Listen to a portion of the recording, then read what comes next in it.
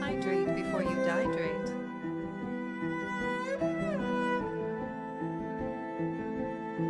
Don't forget to stretch.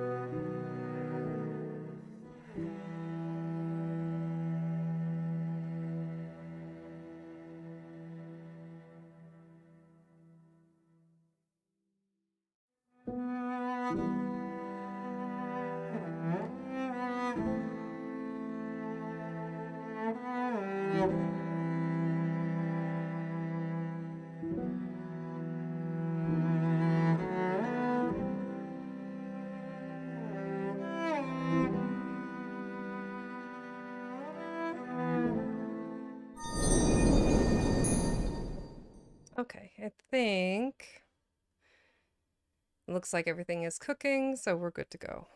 Hello, everyone. Welcome back. As you can see, looking at metrics, probably shouldn't have been doing that. Oh well, we'll try that again. Here.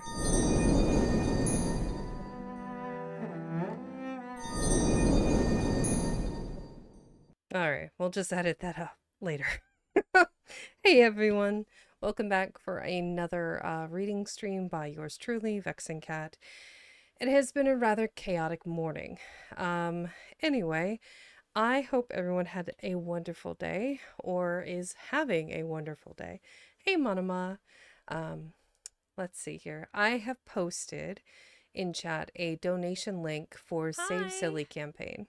Aw, thank you. Hello, Talk. So one of the community members that is like a big supporter and whom is in a lot of our chats and is very active in VC, is such a warm and bright presence, is Silly Claw. Now we are doing a what's the word I'm looking for? A fundraiser to help support Silly. I have posted a link. Anything and everything can help. If you guys want to post it on social media, or if you want to do some outreach with your friends, that's awesome. If you can donate $1 or more, that's great. Anything and everything will help. Be on the lookout for the Underrealm social media team. We'll be posting something about this later today. But in a nutshell, he is 8 days away from homelessness. He was supposed to be getting assistance prior to that, but it doesn't look like that's going to come through in time. So we're going to set him up with some place to eat and live and sleep for the next 2 months, so he's not left hanging. So anyway, I digress. We're here to read stories, and we're here to finish fairy tales that every child should know. So welcome in, everyone. I appreciate every single one of you for being here. 3 Annie, A Pop, Des, Device Serial, Karak, Kintran, another booktuber, wonderful having you here. Lord Deathloss, another streamer that I just met recently, Neff the Lore Keeper, another phenomenal reading streamer, Takukuk. It's it's wonderful having you here. Another Alaskan streamer, and then Winday is fantastic. Australian whom I went to Japan with. So it's good to have all my friends here. Thank you for the head pats. Let's see here. So we are on the last of 2 chapters. This one's kind of an interesting story because it's broken into smaller chapters within the greater story whole. So I have my water. I had my snack. A little extra hydration for me, if you please. I think I'm going to throw my humidifier. It's starting to get really, really rather dry in here. Da, da, da, da, da. Yeah. Okay. So today we are going to be reading The Light Princess. And I'm not sure who the submitting author is for this one. Let me double check here.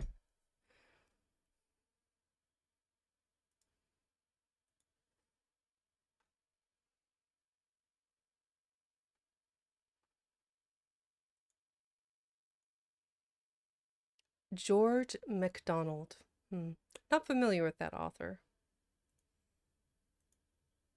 But let's see here. Choose that and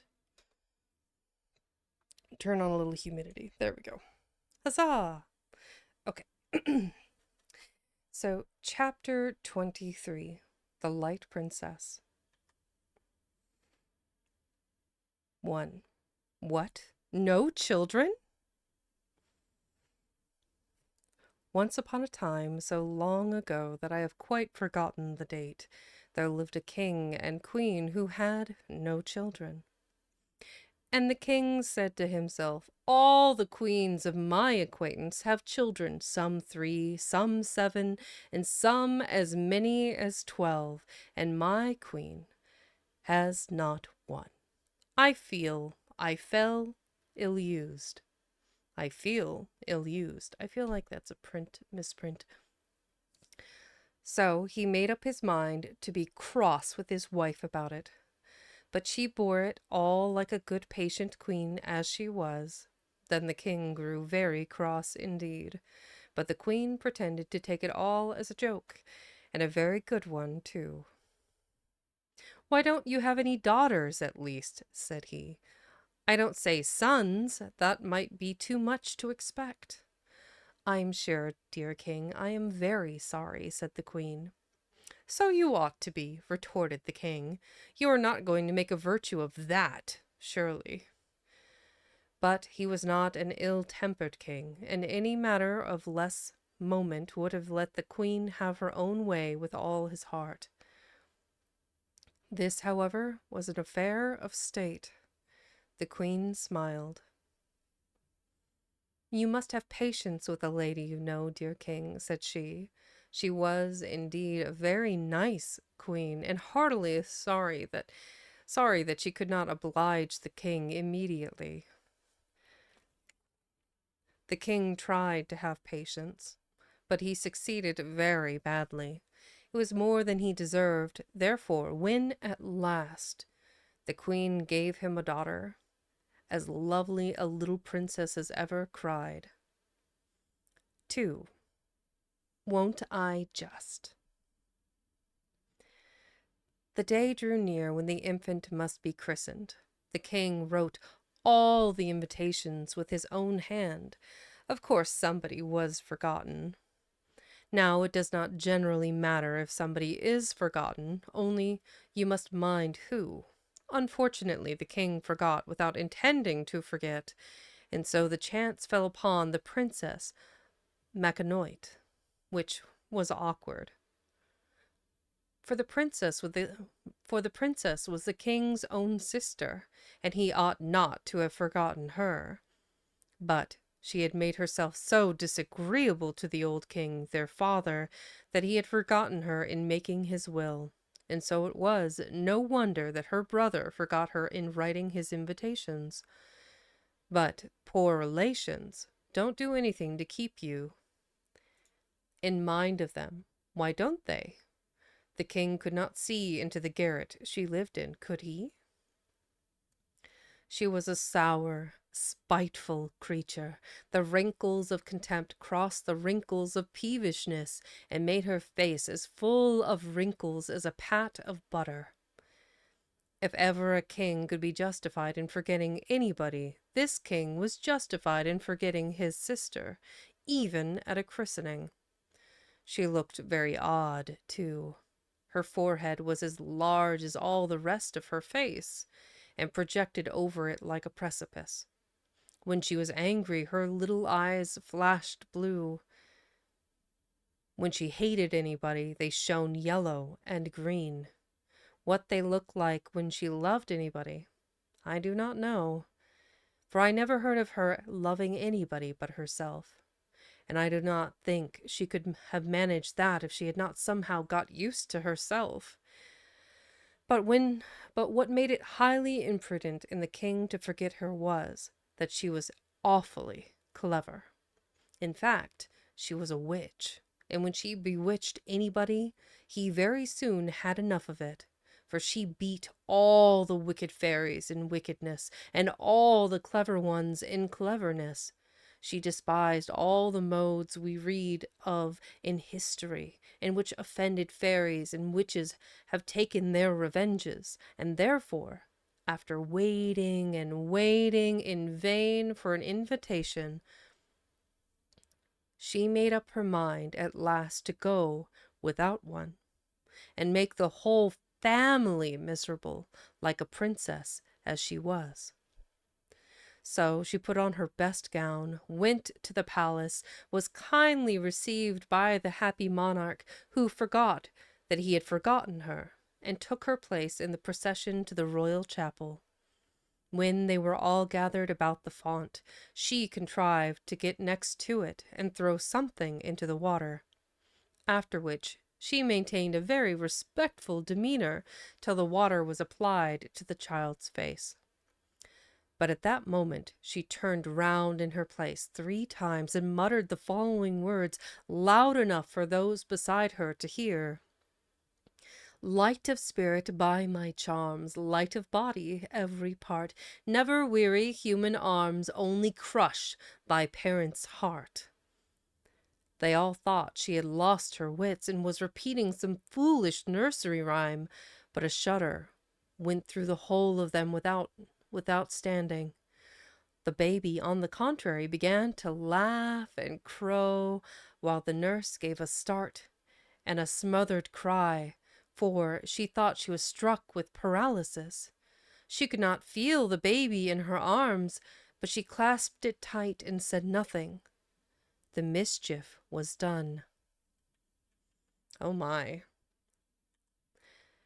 She can't be ours. Chapter 3.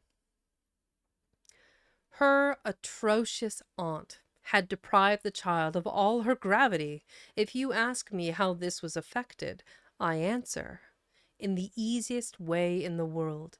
She had only to destroy gravitation. Because that makes sense.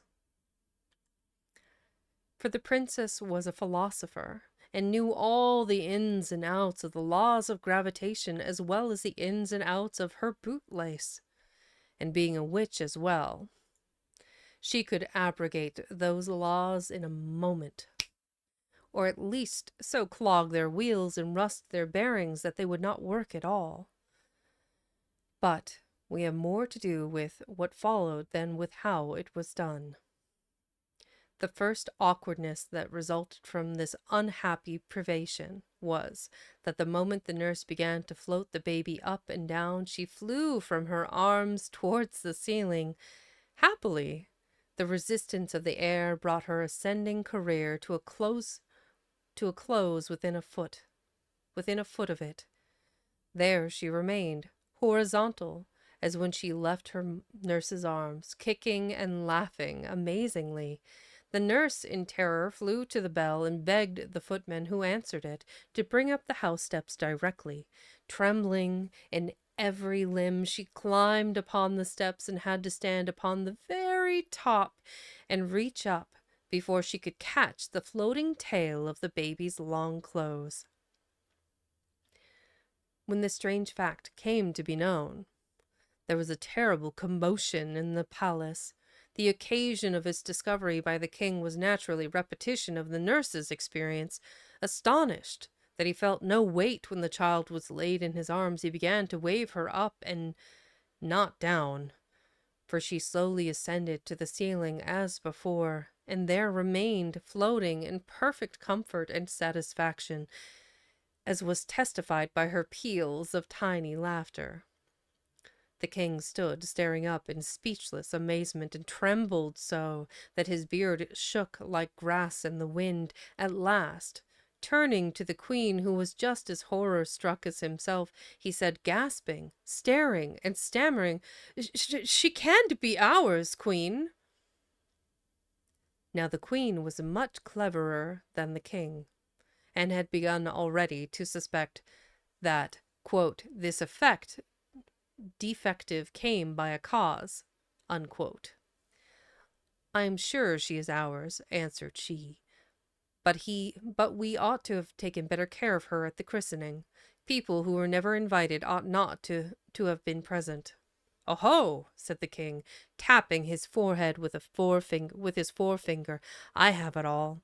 I've found her out. Don't you see it, queen? Princess Makanoit has bewitched her." "That's just what I say," answered the queen. I beg your pardon, my love. I did not hear you. John, bring the steps I get on my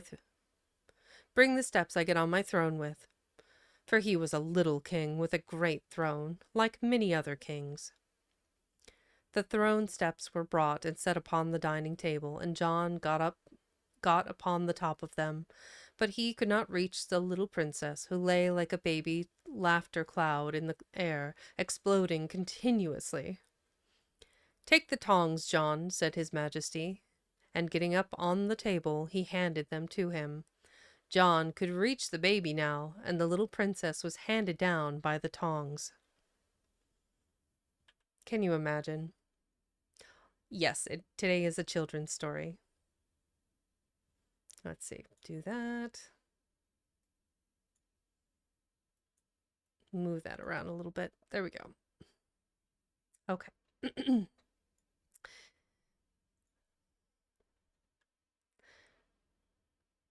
Where is she?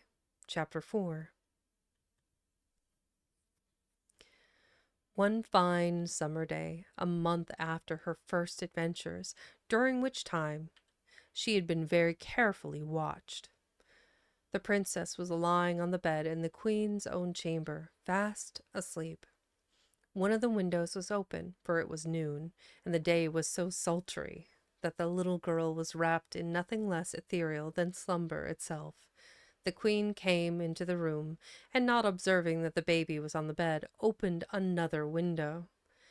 A frolicsome fairy wind, which had been watching for a chance of mischief, rushed in at the one window, and taking its way over the bed where the child was lying, caught her up, and rolling and floating her along like a piece of flue or a dandelion seed, carried her with it through the opposite window and away. The queen went downstairs, quite ignorant of the loss she had herself occasioned. When the nurse returned, she supposed that her majesty had carried her off. Hey, welcome in.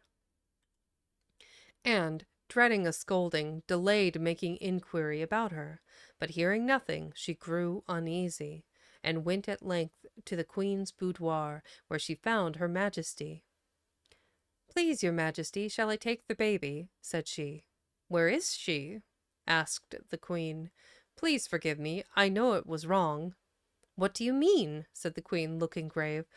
"Oh, don't frighten me, your majesty, exclaimed the nurse, clasping her hands. The queen saw that something was amiss, and fell down in a faint. The nurse rushed about the palace, screaming, "My baby! My baby!" Everyone ran to the queen's room, but the queen could give no orders. They soon found out, however, that the princess was missing, and in a moment the palace was like a beehive in a garden, and in 1 minute more the queen was brought to herself by a great shout and a clapping of hands. They had found the princess, fast asleep under a rose bush, to which the elfish little wind puff had carried her, finishing its mischief by shaking a tower of red rose leaves all over the little white sleeper. Startled by the noise the servants made, she woke, and furious with glee, scattered the rose leaves in all directions like a shower of spray in the sunset. She was watched more carefully after this, no doubt, yet it would be endless to relate all the odd incidents resulting from this peculiarity of the young princess. But there never was a baby in a house, not to say a palace, that kept the household in such constant good humor, at least below stairs. If it was not easy for her nurses to hold her, at least she made neither their arms nor their hearts ache. And she was so nice to play at ball with, there was positively no danger of letting her fall. They might throw her down, or knock her down, or push her down, but they couldn't let her down. It is true, they might let her fly into the fire or the coal hole or through the window, but none of these accidents had happened as yet. If you heard peals of laughter resounding from some unknown region, you might be sure enough of the cause. Going down to the kitchen, or the room, you would find Jane and Thomas and Robert and Susan all and some playing at ball with the little princess. She was the ball herself, and did not enjoy it the less for that. Away she went, flying from one to another, screeching with laughter, and the servants loved the ball itself better even than the game. But they had to take some care how they threw her, for if she received an upward direction, she would never come down again without being fetched. What is to be done? Chapter 5. But above stairs, it was different.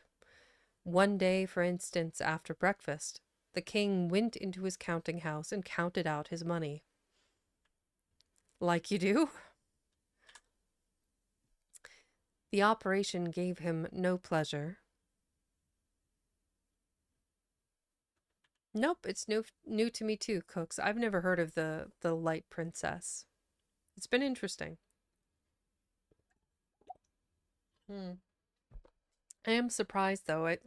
It's really good so far. I'm just wondering why this hasn't made its way into modern literature.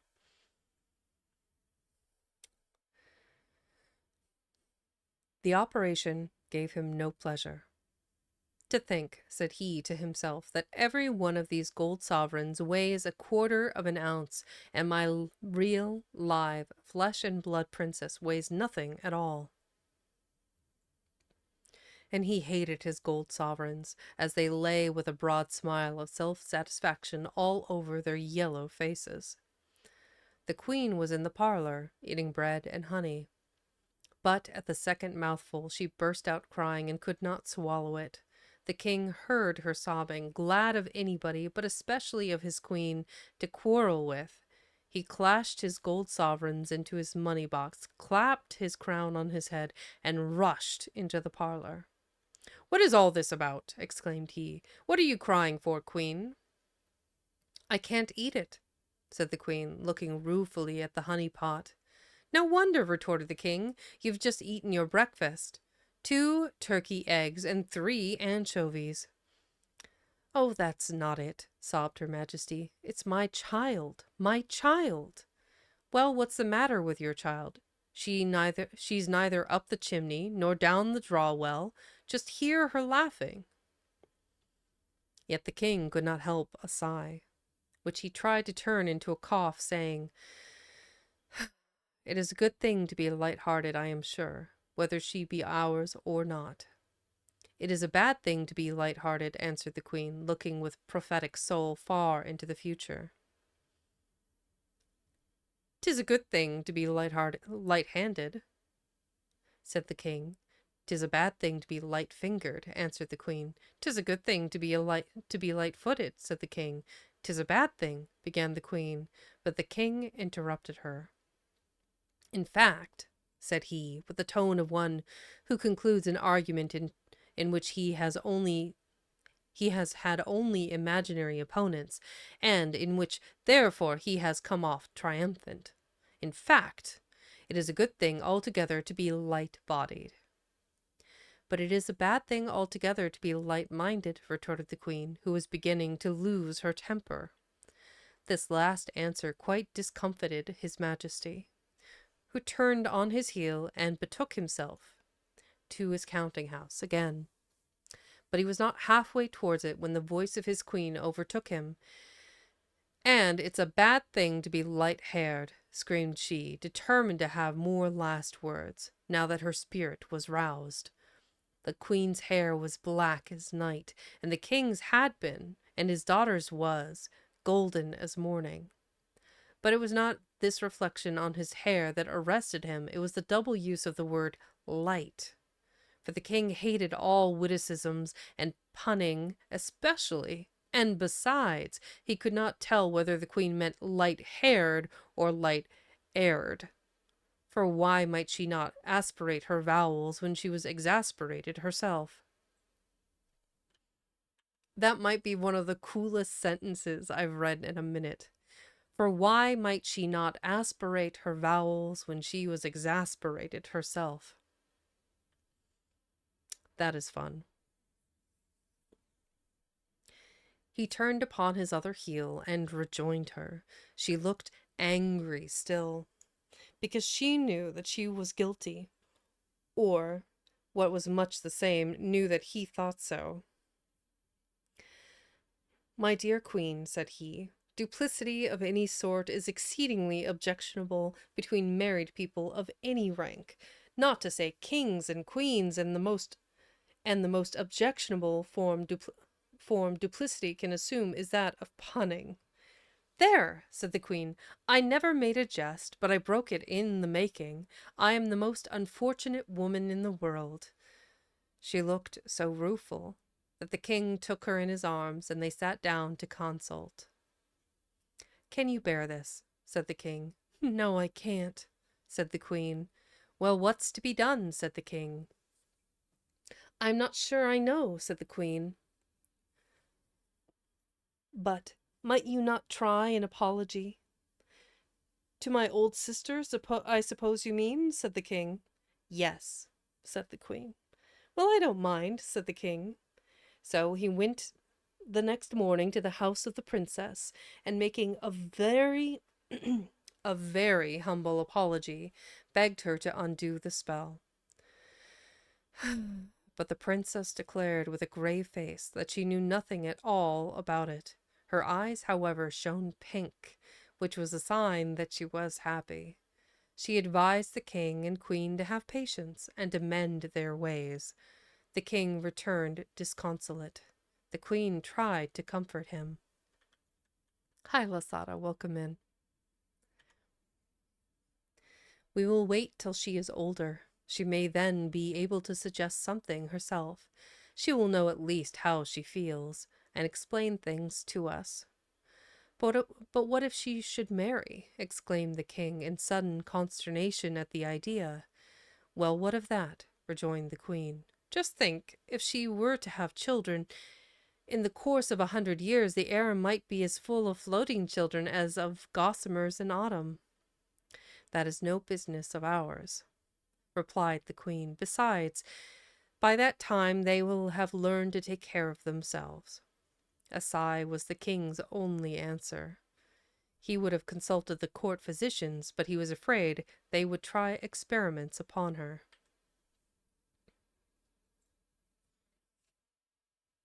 Yep, this is probably one of the more interesting stories that I've read in this book, though admittedly Ali Baba and the 40 Thieves was mwah, chef's kiss. Hmm. Lots of ebb and flow in the way that this fellow wrote. It's just been kind of interesting. She laughs too much. Chapter 6. Meantime, notwithstanding awkward occurrences and griefs that she brought upon her parents, the little princess laughed and grew.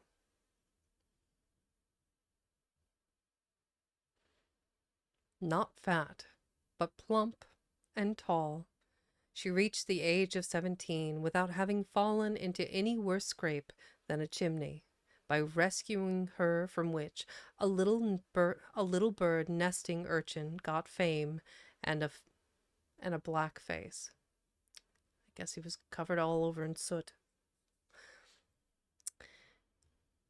Nor, thoughtless as she was, had she committed anything worse than laughter at everybody, and everything that came in her way, when she was told, for the sake of experiment, that General Clanrunfort was cut to pieces with all his troops. She laughed. When she heard that the enemy was on his way to besiege her father's capital, she laughed hugely. But when she was told that the city would certainly be abandoned to the mercy of the enemy's soldiery, why, then she laughed immoderately. She never could be brought to see the serious side of anything. When her mother cried, she said, "What queer faces Mamma makes!" And she squeezes water out of her cheeks. "Funny, Mamma." And when her father stormed at her, she laughed and danced round and round him, clapping her hands and crying, "Do it again, papa, do it again. It's such fun, dear funny papa." And if he tried to catch her, she glided from him in an instant, not in the least afraid of him, but thinking it part of the game not to be caught. With one push of her foot, she would be floating in the air above his head, or she would go dancing backwards and forwards and sideways like a great butterfly. It happened several times, when her father and mother were holding a consultation about her in private, that they were interrupted by vainly repressed outbursts of laughter over their heads, and looking up with indignation saw her floating at full length in the air above them, whence she regarded them with the most comical appreciation of the position.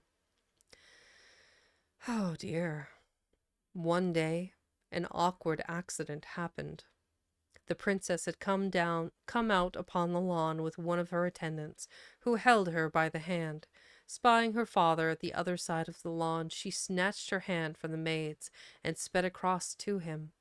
Now, when she wanted to run alone, her custom was to catch up a stone in each hand, so that she might come down again after a bound. Whatever she wore as part of her attire had no effect in this way. Even gold, when it thus became as it were a part of herself, lost all its weight for the time. But whatever she only held in her hands retained its downward tendency. On this occasion she could see nothing to catch up but a huge toad that was walking across the lawn as if he had 100 years to do it in. Not knowing what disgust meant, for this was one of her peculiarities, she snatched up the toad and bounded away. She had almost reached her father, and he was holding out his arms to receive her and take from her lips the kiss which hovered on them like a butterfly on a rosebud, when a puff of wind blew her aside into the arms of a young page, who had just been receiving a message from his majesty. Now it was no great peculiarity in the princess that once she was set a-going, it always cost her time and trouble to check herself. On this occasion there was no time. She must kiss, and she kissed the page. She did not mind it much, for she had no shyness in her composition, and she knew besides that she could not help it, so she only laughed like a musical box. The poor page fared the worst, for the princess, trying to correct the unfortunate tendency of the kiss, put out her hands to keep off the page, so that, along with the kiss, he received on the other cheek a slap with the huge black toad, which she poked right into his eye. He tried to laugh, too, but the attempt resulted in such an odd contortion of countenance as showed that there was no danger of his pluming himself on the kiss. As for the king, his dignity was greatly hurt, and he did not speak to the page for a whole month. I may here remark that it was very amusing to see her run, if her mode of progression could properly be called, quote, running, unquote. For first she would make a bound, then having alighted, she would run a few steps and make another bound. Sometimes she would fancy she had reached the ground before she actually had, and her feet would go backwards and forwards, running upon nothing at all, like those of a chicken on its back. Then she would laugh like the very spirit of fun, only in her laugh was something missing. Only in her laugh there was something missing. What it was, I find myself unable to describe. I think it was a certain tone, depending upon the possibility of sorrow. Morbidezza, perhaps. She never smiled. My goodness, this poor lady. Ah, let's see. Any changes there? Miss anybody?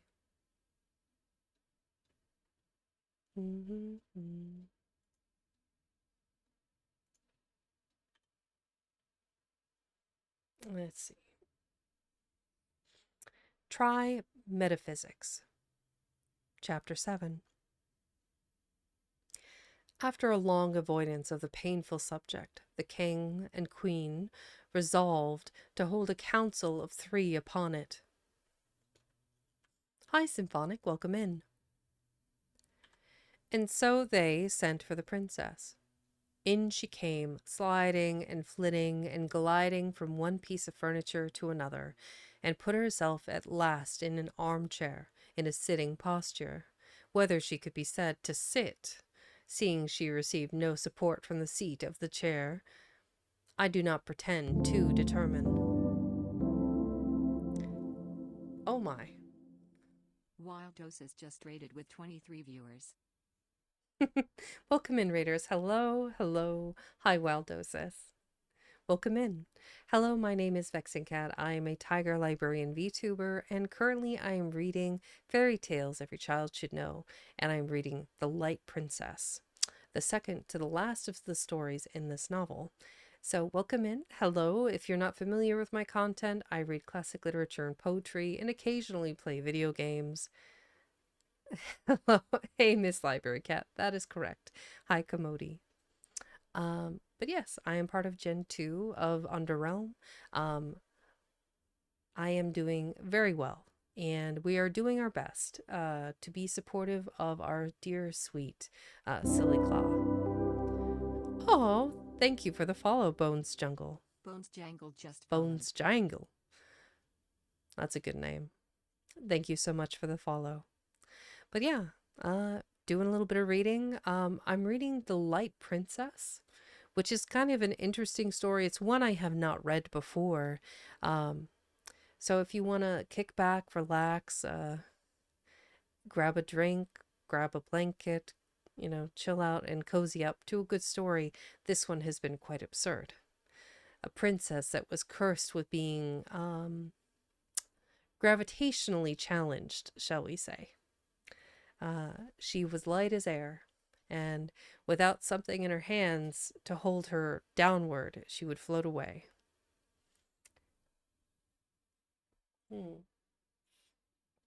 But friendly reminder, Wild, I know you've been streaming for a few hours. Make sure to take care of yourself. Ooh, we do love French Renaissance literary. That sounds wonderful. Have to check that out.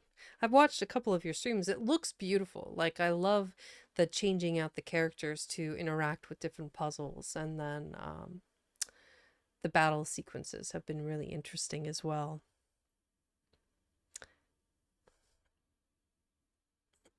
Thinking, big stretch. Yeah. It is so good. Okay, let's see. What was I doing? My attention span is not what it used to be.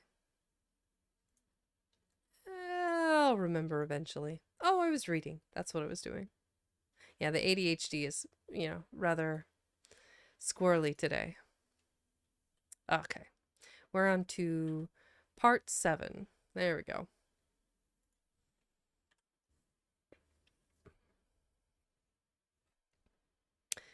My dear child, said the king, you must be aware by this time that you are not exactly like other people. Oh, you dear funny papa, I have got a nose and 2 eyes and all the rest. So have you. So has mamma. Now be serious, my dear. For once, said the queen. No, thank you, mamma, I had rather not. Would you not like to be able to walk like other people? Said the king. No, indeed, I should think not. You only crawl. You are such low coaches. How do you feel, my child? He resumed after a pause of discomfiture. Quite well, thank you. I mean, what do you feel like? Like nothing at all, that I know of. You must feel like something. I feel like a princess with such a funny papa and such a dear pet of a queen mamma. Now really, began the queen, but the princess interrupted her. Oh yes, she added, I remember. I have a curious feeling sometimes as if I were the only person that had any sense in the whole world. She had been trying to behave herself with dignity, but now she burst into a violent fit of laughter, threw herself backwards over the chair, and went rolling about the floor in an ecstasy of enjoyment. The king picked her up easier than one does a down quilt, and replaced her in her former relation to the chair. The exact preposition expressing this relation I do not happen to know.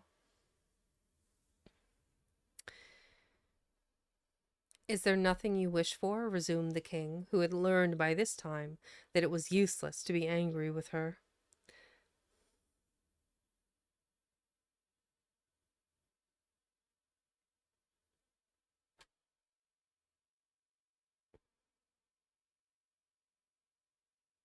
Oh, one second.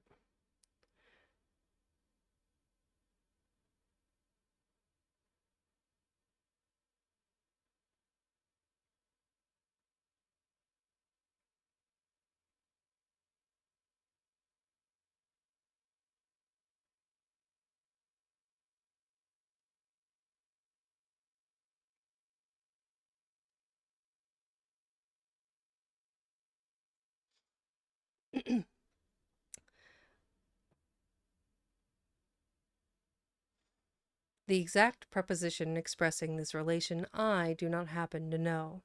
Is there nothing you wish for? Resumed the king, who had learned by this time that it was useless to be angry with her. Oh, you dear papa, yes, answered she. What is it, my darling? I have been longing for it. Oh, such a time! Ever since last night. Tell me what it is. Will you promise to let me have it? The king was on the point of saying yes, but the wiser queen checked him with a single motion of her head. Mm-mm. Tell me what it is first, said he. No, no, promise first. I dare not. What is it? Mind, I hold you to your promise. It is to be tied to the end of a string, a very long string indeed, and be flown like a kite. Oh, such fun! I would rain rose water and hail sugar plums and snow whipped cream and and a fit of laughing checked her, and she would have been off again over the floor had not the king started up and caught her just in time. Seeing that nothing but talk could be got out of her, he rang the bell and sent her away with two of her ladies in waiting. Now, Queen, he said, turning to her Majesty, what is to be done? There is but one thing left, answered she. Let us consult the College of Metaphysicians. Bravo! cried the king. We will. Now at the head of this college were two very wise Chinese philosophers, by name Humdrum and Kopikek. For them the king sent, and straightway they came. In a long speech he communicated to them what they knew very well already, as who did not, namely, the peculiar condition of his daughter in relation to the globe on which she dwelt, and requested them to consult together as to what might be the cause and probable cure of her infirmity. The king laid stress upon the word, but failed to discover his own pun. The queen laughed, but Humdrum and Kopikek heard with humility and retired in silence. Their consolation consisted chiefly in propounding and supporting for the thousandth time each his favorite theories. For the condition of the princess afforded delightful scope for the discussion of every question arising from the division of thought. In fact, of all the metaphysics of the Chinese Empire, but it is only justice to say that they did not altogether neglect the discussion of the practical question, what was to be done? Humdrum was a materialist, and Kopikek was a spiritualist.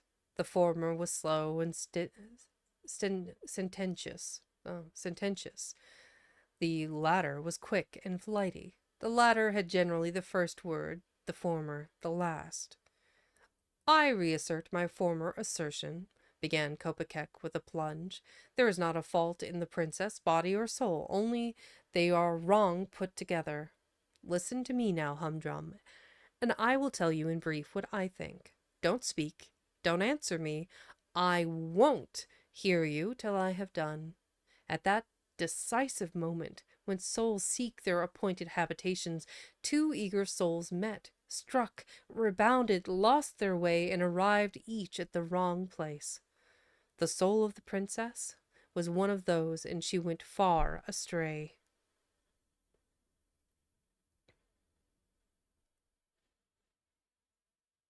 She does not belong by rights to this world at all, but to some other planet, probably Mercury. Her proclivity to her true sphere destroys all the natural influence which this orb would otherwise possess over her corporeal, there we go, would otherwise possess over her corporeal frame. She cares for nothing here. There is no relation between her and this world.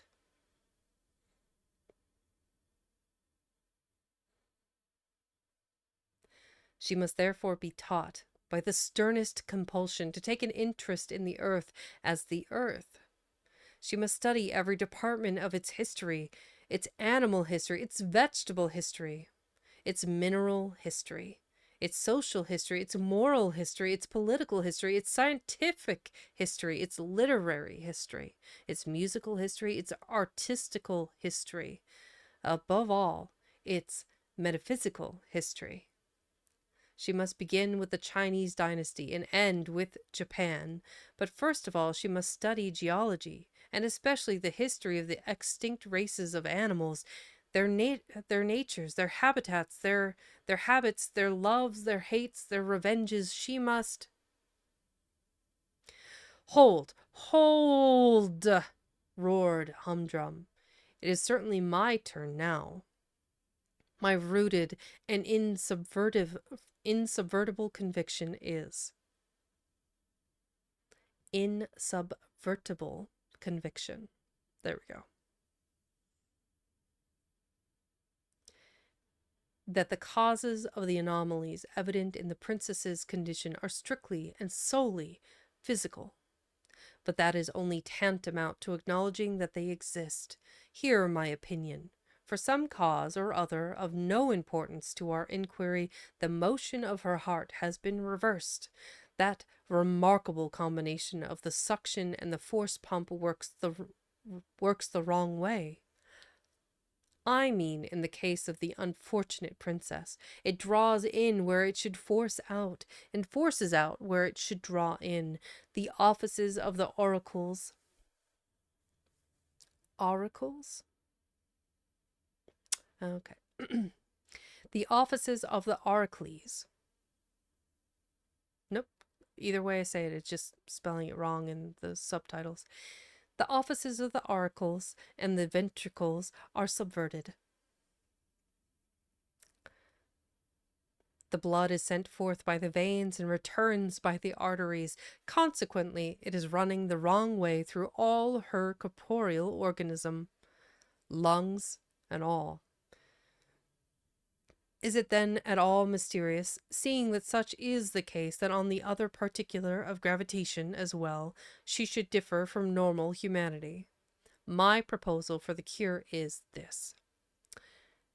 Phlebotomize until she is reduced to the last point of safety. Let it be effected, if necessary, in a warm bath, when she is reduced to a state of perfect asphyxie. Apply a ligature to the left ankle, drawing it as tight as the bone will bear. Apply at the same moment another of equal tension around the right wrist.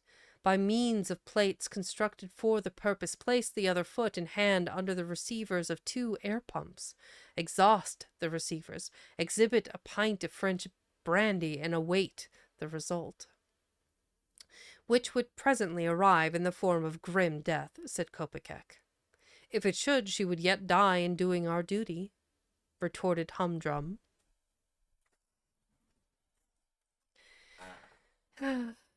But their majesty, but their majesties had too much tenderness for their volatile offspring to subject her to either of the schemes of the equally unscrupulous philosophers. Indeed, the most complete knowledge of the laws of nature would have been unserviceable in her case, for it was impossible to classify her.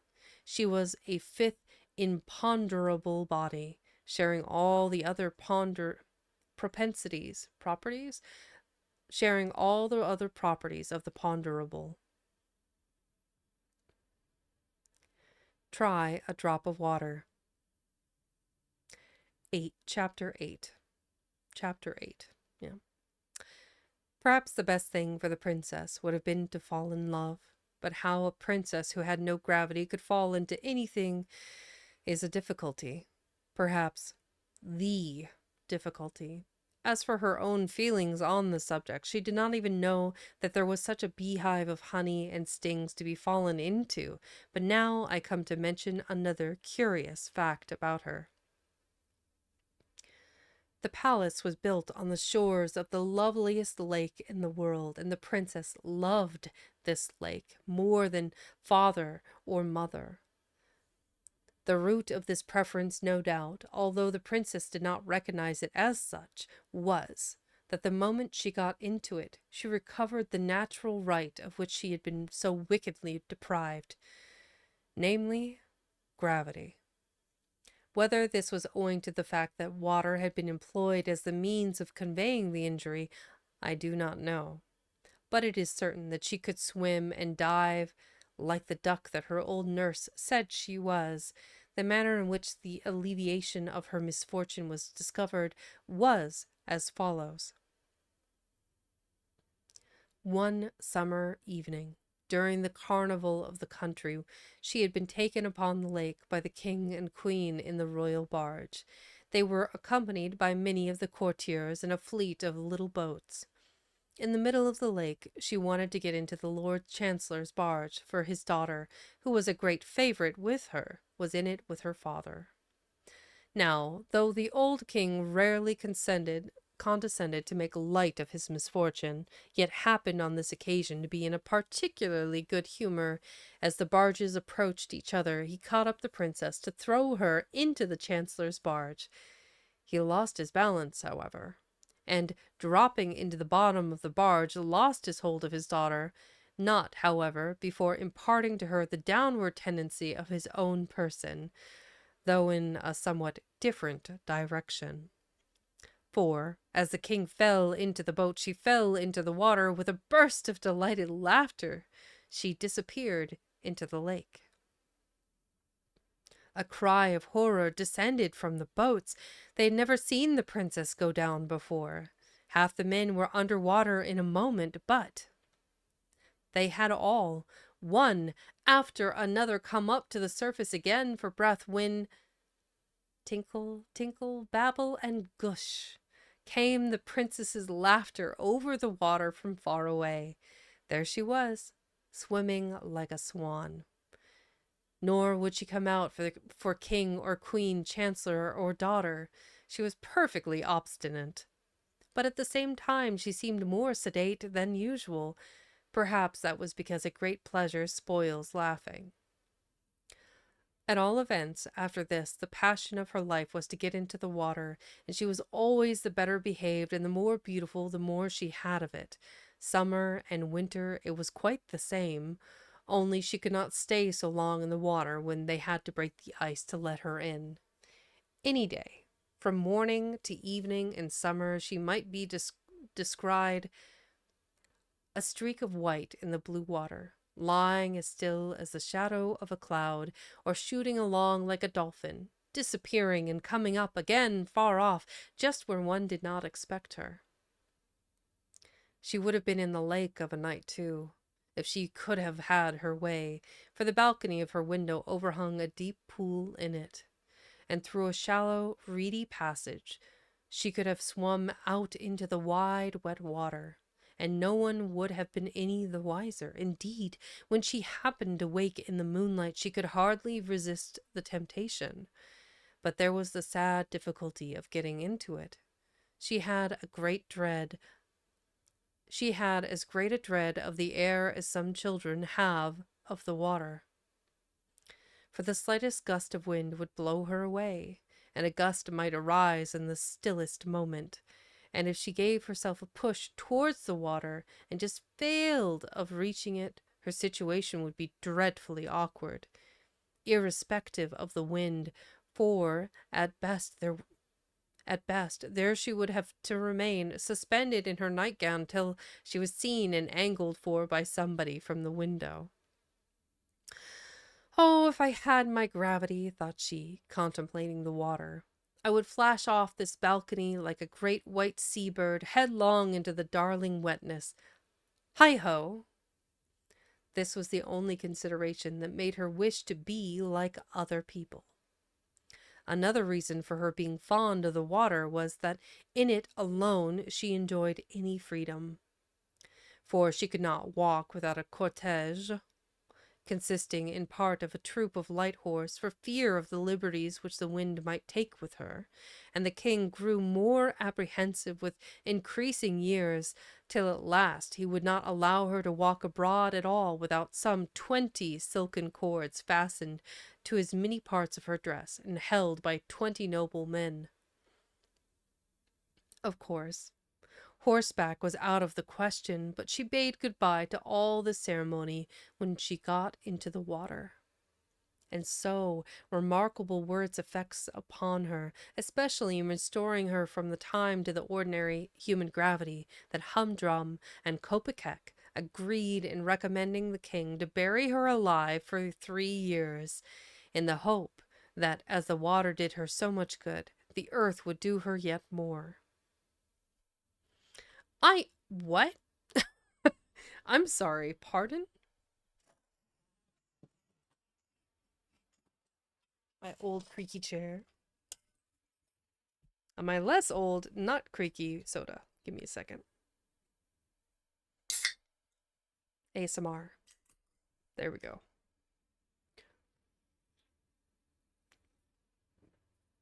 Ah, cold. Very cold.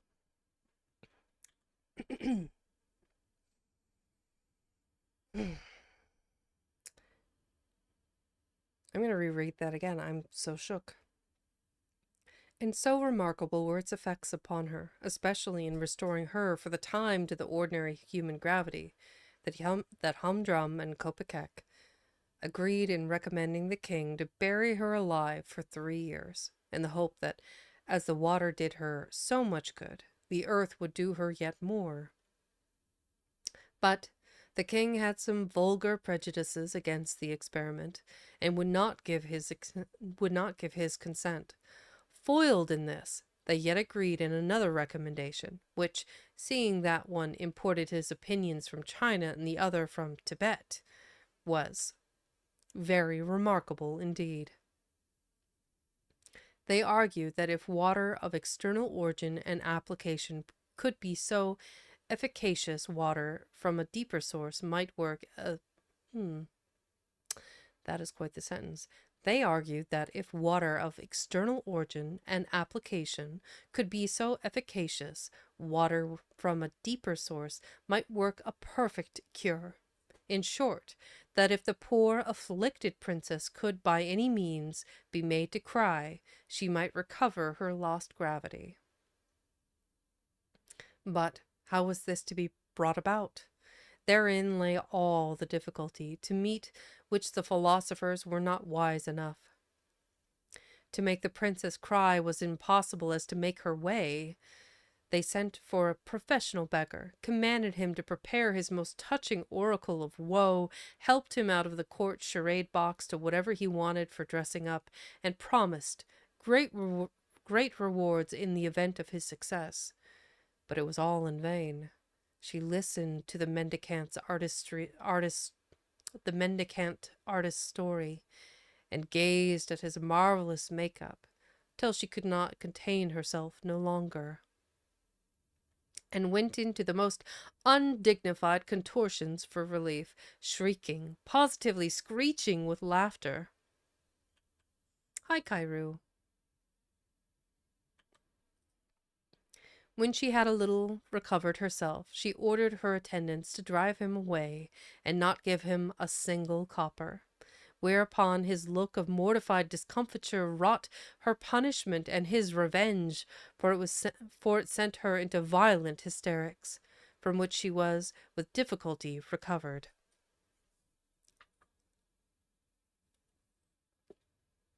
But so anxious was the king that the suggestion should have a fair trial, that he put himself in a rage one day, and rushing up to her room, gave her an awful whipping.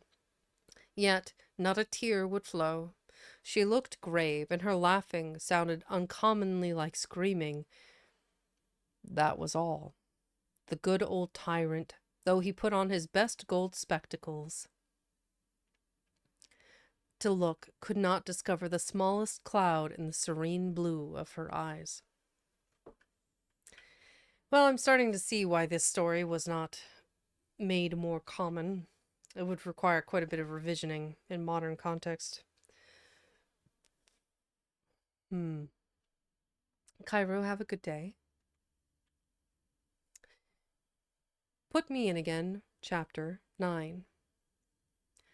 It must have been about this time that the son of a king, who lived 1,000 miles from Lagobel, set out to look for the daughter of a queen. He traveled far and wide, but as sure as he found a princess, he found some fault with her.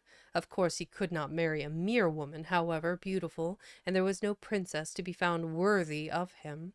Whether the prince was so near perfection that he had a right to demand perfection itself, I cannot pretend to say. All I know is that he was a fine, handsome, brave, generous, well-bred, and well-behaved youth, as all princes are. In his wanderings he had come across some reports about our princess, but as everybody said she was bewitched, he never dreamed that she could bewitch him. For what indeed could a prince do with a princess that had lost her gravity? Who could tell what she might not lose next? She might lose her visibility, or her tangibility, or, in short, the power of making impressions upon the radical sensorium, so that he should never be able to tell whether she was dead or alive. Of course, he made no further inquiries about her. One day he lost sight of his retinue in a great forest. These forests are very useful in delivering princes from their courtiers, in a sieve that keeps back the bran. Then the princes get away to follow their fortunes. In this way they have the advantage of the princesses, who are forced to marry before they have had a bit of fun. I wish our princesses got lost in a forest sometimes.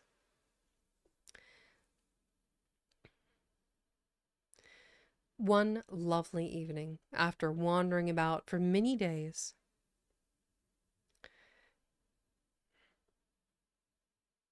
let's see, fix this real quick.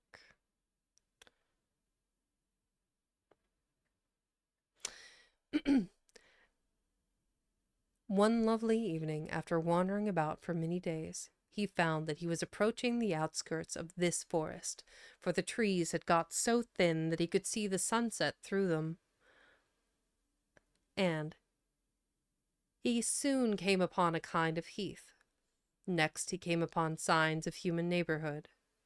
But by this time it was getting late, and there was nobody in the fields to direct him. After traveling for about another hour, his horse, quite worn out with long labor and lack of food, fell and was unable to rise again. So he continued his journey on foot.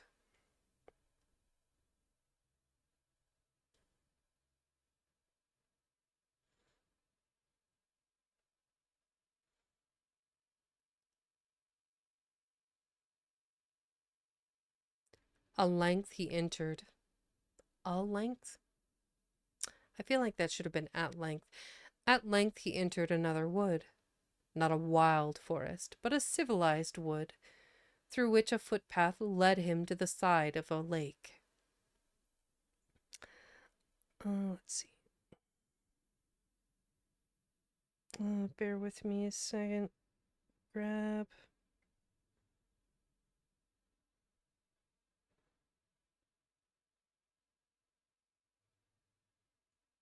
Okay.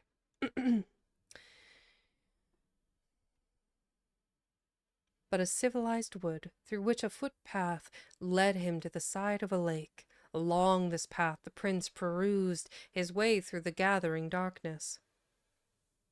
Suddenly he paused and listened. Strange sounds came across the water. It was, in fact, the princess laughing. Now, there was something odd in her laugh, as I have already hinted, for the hatching of a real hearty laugh requires the incubation of gravity. Aw, thank you, Yuki. Hydrate before you dihydrate. Oh, you got it. Snack time! Nom, nom, nom, nom. Big stretch? Okay, big stretch. Don't forget to stretch. Oh man, if I get an animation that's just a care package and remove all of the things, you're gonna be down to just one. And then where will we be? Hi, welcome in. I hope you're both doing well. I will still do all three, but I will not have that many redeems back to back to back. I do not mind doing all the things. The care package is nice. Maybe something like an animation of me opening a box and it's like a water bottle and a cookie and a big old stretch. It'd be cute. We'll think about it. I don't know. I eventually want to get a hype train alert as well. Cookies, yes. Very much. Delicious. Okay.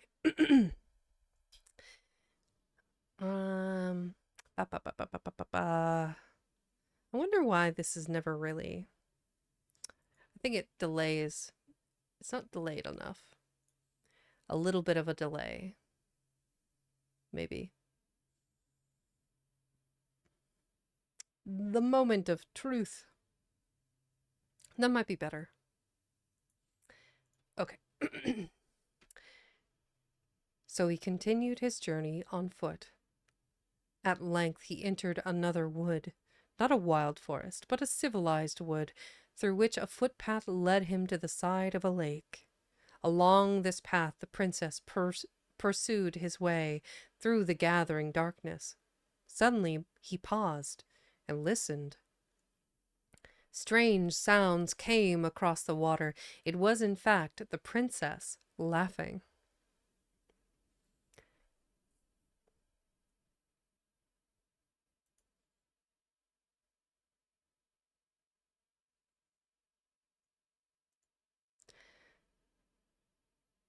Now there was something odd to her laugh.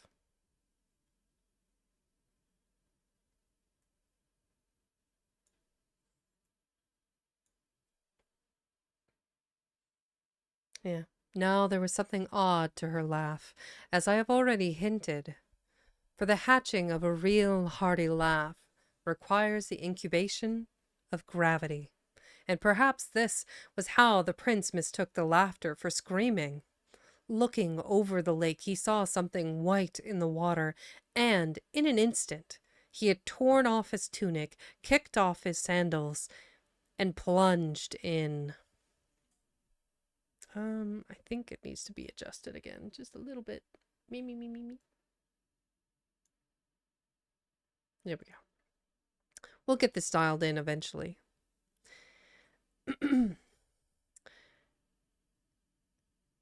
And plunged in. He soon reached the white object and found that it was a woman.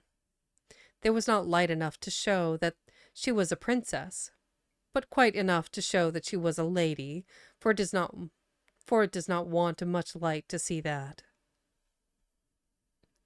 Now, I cannot tell how it came about, whether she pretended to be drowning, or whether he frightened her, or caught her so as to embarrass her, but certainly he had brought her to shore in a fashion ignominious to a swimmer, and more nearly drowned than she had ever expected to be.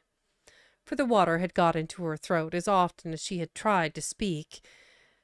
At the place to which he bore her, the bank was only a foot or two above the water, so he gave her a strong lift out of the water to lay her on the bank. But her gravitation ceasing the moment she left the water, away she went up into the air, scolding and screaming.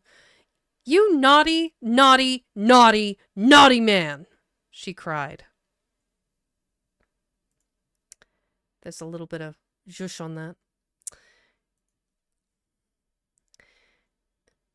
No one had ever succeeded in putting her into a passion before. When the prince saw her ascend, he thought he must have been bewitched, and have mistaken a great swan for a lady. But the princess caught hold of the topmost cone upon a lofty fir.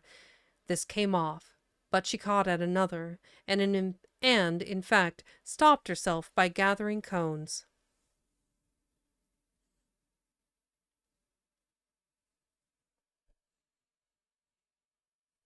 Dropping them as the stalks gave way.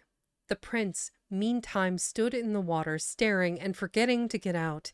But the princess disappearing, he scrambled on shore and went in the direction of the tree. There, he found her climbing down one of the branches towards the stem, but in the darkness of the wood the prince continued in some bewilderment as to what the phenomenon could be, until, reaching the ground and seeing him standing there, she caught hold of him and said, "I'll tell Papa."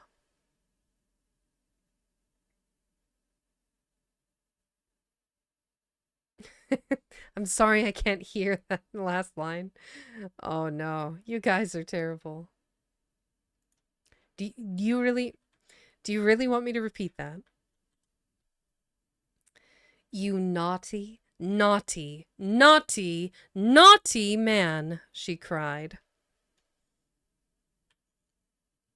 That what you were after? Maybe. You're welcome. "I'll tell Papa." "Oh no, you won't," returned the prince. What special interest? What is going on? "Oh no, you won't," returned the prince.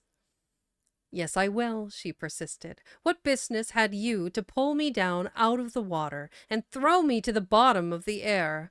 I never did you any harm." "Pardon me, I did not mean to hurt you." The prince now saw that he had come upon the bewitched princess, and had already offended her. But before he could think what to say next, she burst out angrily, giving a stamp with her foot that would have sent her aloft again, but for the hold she had of his arm. "Put me up directly." "Put you up where, you beauty?" asked the prince. Hi.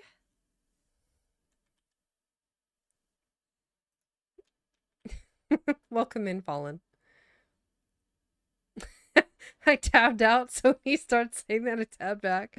Fair enough. Yeah. He missed me being very angry, Fallen. Hello. Not actually angry, but the character was.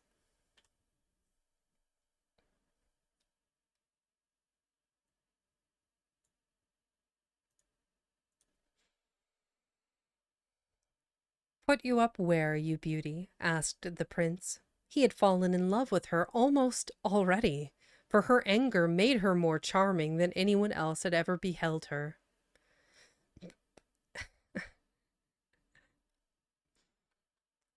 All kinds, I guess.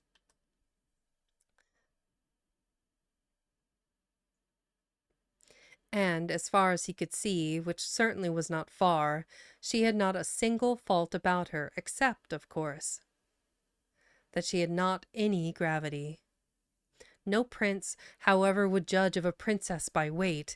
The loveliness of her foot, the loveliness of her foot he would hardly estimate by the depth of the impression it could make in mud. "Put you up where, you beauty?" asked the prince. "In the water, you stupid," answered the princess. "Come then," said the prince. The condition of her dress, increasing her usual difficulty in walking, compelled her to cling to him, and he could hardly persuade himself that he was not in a delightful dream. Notwithstanding the torrent of musical abuse with which she overwhelmed him, the prince being therefore in no hurry, they came upon the lake at quite another part, where the bank was 25 feet high at least, and when they had reached the edge, he turned towards the princess and said, "How am I to put you in?" "That is your business," she answered quite snappishly. "You took me out, put me in again." "Very well," said the prince, and catching her up in his arms, he sprang with her from the rock. The princess had just time to give one delighted shriek of laughter before the water closed over them. When they came to the surface, she found that, for a moment or two, she could not even laugh, for she had gone down with such a rush that it was with difficulty she recovered her breath. The instant they reached the surface, "How do you like falling in?" said the prince. After some effort, the princess panted out, "Is that what you call falling in?" "Yes," answered the prince. "I should think it a very tolerable specimen." "It seemed to me like going up," rejoined she. "My feeling was certainly one of elevation, too," the prince conceded. When the princess has nice feet. Oh no. Oh no. Well, maybe. I don't know. He was reflecting on the impression her feet make in mud, but sure.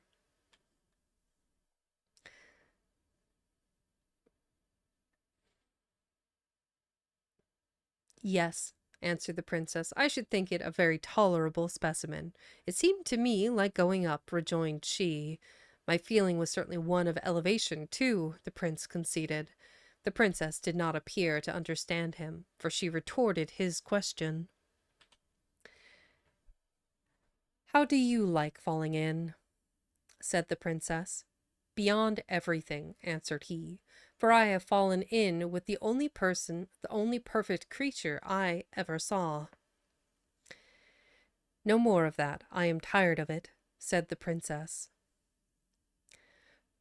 Perhaps she shared her father's aversion to punning. "Don't you like falling in, then?" said the prince. It is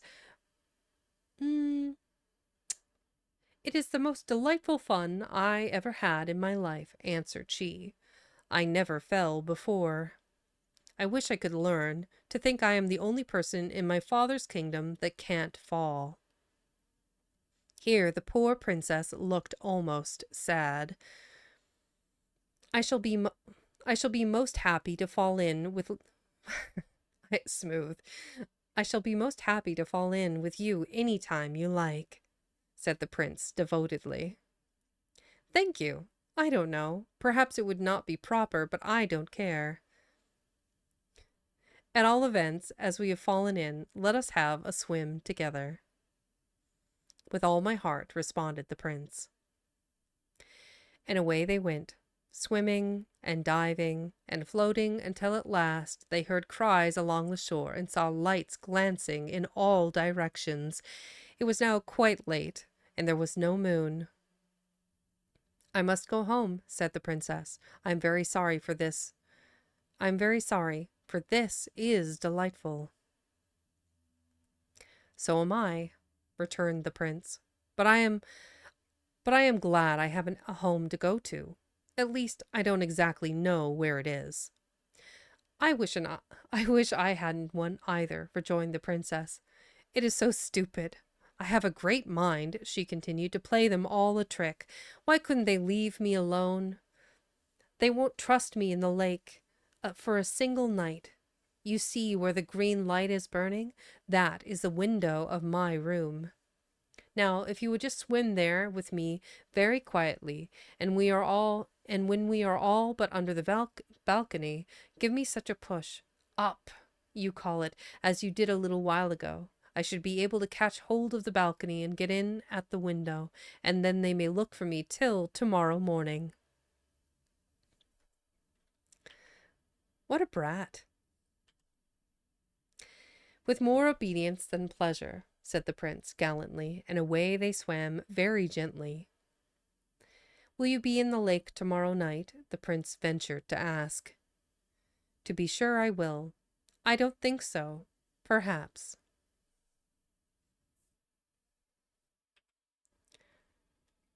That was a very confusing sentence. Yeah, I don't think so. Maybe, perhaps, yes. Very indecisive.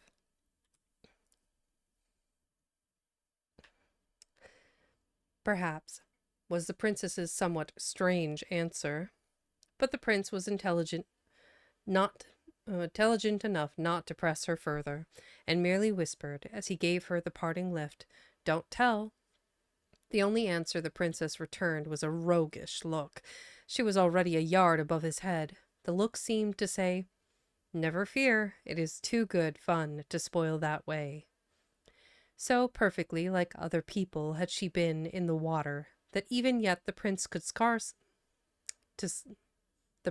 scarcely believe his eyes when he saw her ascend slowly, grasp the balcony, and disappear through the window. He turned, almost expecting to see her still by his side, but he was alone in the water. So he swam away quietly and watched. Hey, Shuttered, welcome in.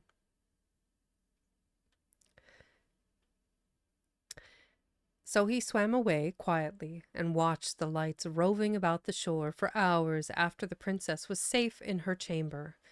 As soon as they disappeared, he landed in search of his tunic and sword, and after some trouble found them again. Then he made the best of his way round the lake to the other side. There the wood was wilder, and the shore steeper, rising more immediately towards the mountains which surrounded the lake on all sides, and kept sending it messages of silvery streams from morning to night. I'm doing quite well, Shuttered. I hope you are doing well too.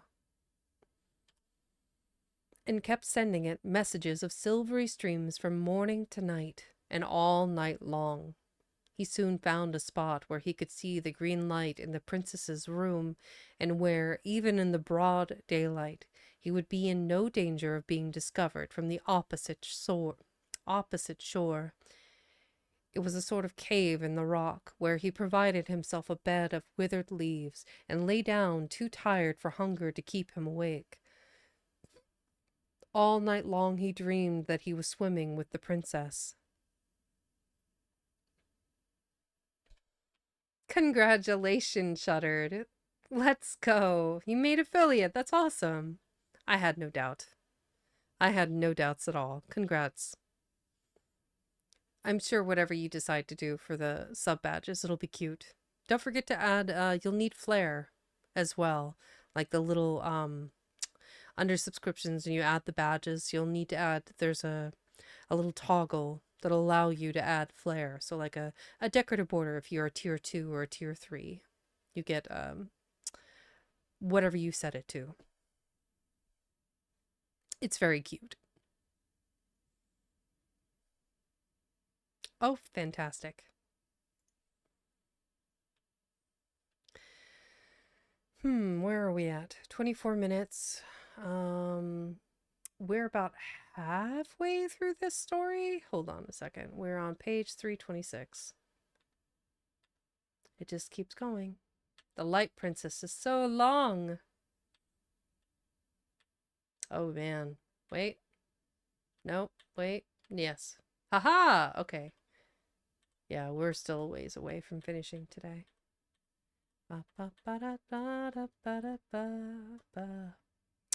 Okay. Where was I? Grab that snooze.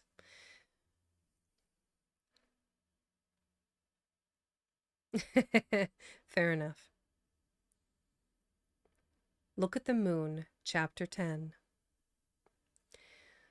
Early the next morning, the prince set out to look for something to eat, which he soon found at the forester's hut, where for many following days he was supplied with all that a brave prince could consider necessary.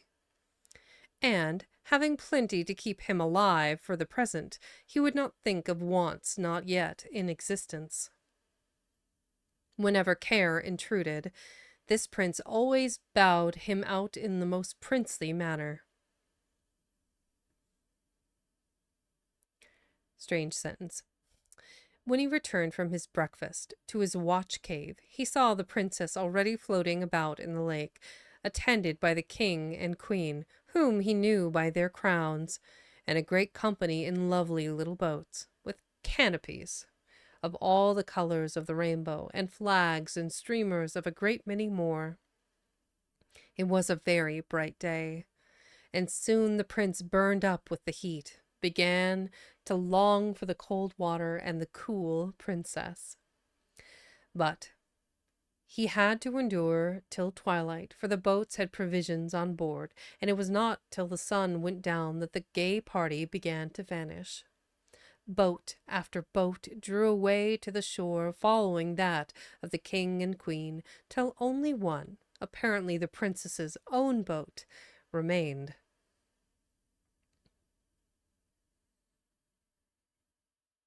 But she did not want to go home even yet, and the prince thought he saw her order the boat to the shore without her. At all events, it rowed away, and now of all the radiant company, only one white speck remained. Then the prince began to sing, and this is what he sung.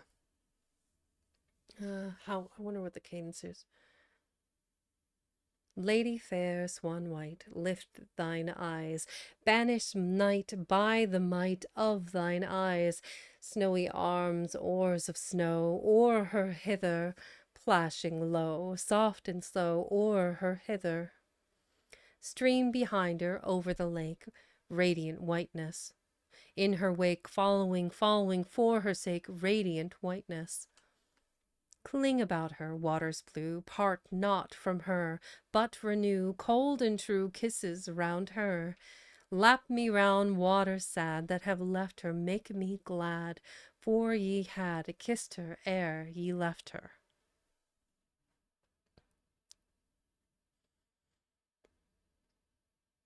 Before he had finished his song, the princess was just under the place where he sat, and looking up to find him, her ears had led her truly. "Would you like a fall, princess?" said the prince, looking down. "Ah, there you are!" "Yes, if you please, prince," said the princess, looking up. "How do you know I am a princess?" said the prince. Oh, that is a terrible sentence. That was a horrible sentence. "How do you know I am a princess?" said the prince. "Because you are a very nice young man, prince," said the princess. "Come up then, princess. Fetch me, prince." The prince took off his scarf, then his sword belt, then his tunic, oh my, and tied them all together, and let them down. But the line was far too short. He unwound his turban. He unwound his turban and added it to the rest, when it was all but long enough and his purse completed it. The princess just managed to lay hold of the knot of money and was beside him in a moment. This rock was much higher than the other, and the splash and the dive were tremendous. The princess was in ecstasies of delight, and their swim was delicious.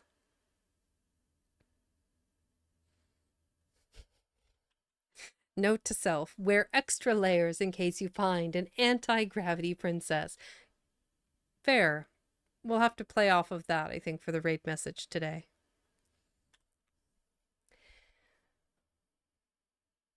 Night after night they met and swam about in the dark, clear lake, where such was the prince's gladness that, whether the princess' way of looking at things infected him, or he was actually getting lightheaded, he often fancied that she was swimming in the sky instead of the lake. But when he talked about being in heaven, the princess laughed at him dreadfully. When the moon came, she brought them fresh pleasure. Everything looked strange and new in her light, with an old, withered, yet unfading newness. When the moon was nearly full, one of her great delights was to dive deep in the water and then, turning round, look up through it at the great blot of light close above them, shimmering and trembling and wavering, spreading and contracting, seeming to melt away and again grow solid. Then they would shoot up through the blot, and lo! There was the moon far off, clear and steady and cold and very lovely, at the bottom of a deeper and bluer lake than theirs, as the princess said. The prince soon found out that while in the water the princess was very like other people. And besides this, she was not so forward in her questions or pert in her replies at sea as on shore. Neither did she laugh so much, and when she did laugh, it was more gently. She seemed altogether more modest and maidenly in the water than out of it. But when the prince, who had already fallen in love,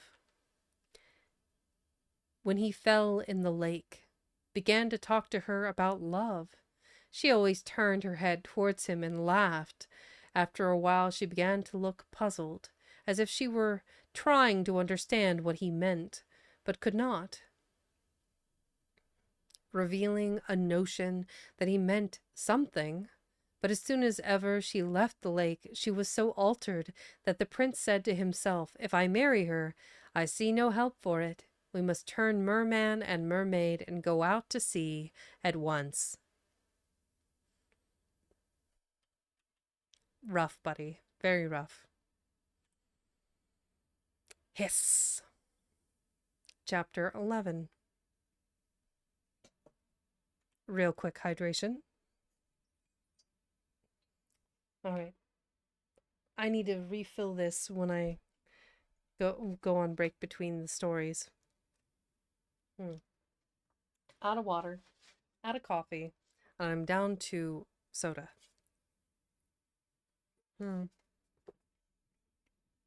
Far from ideal.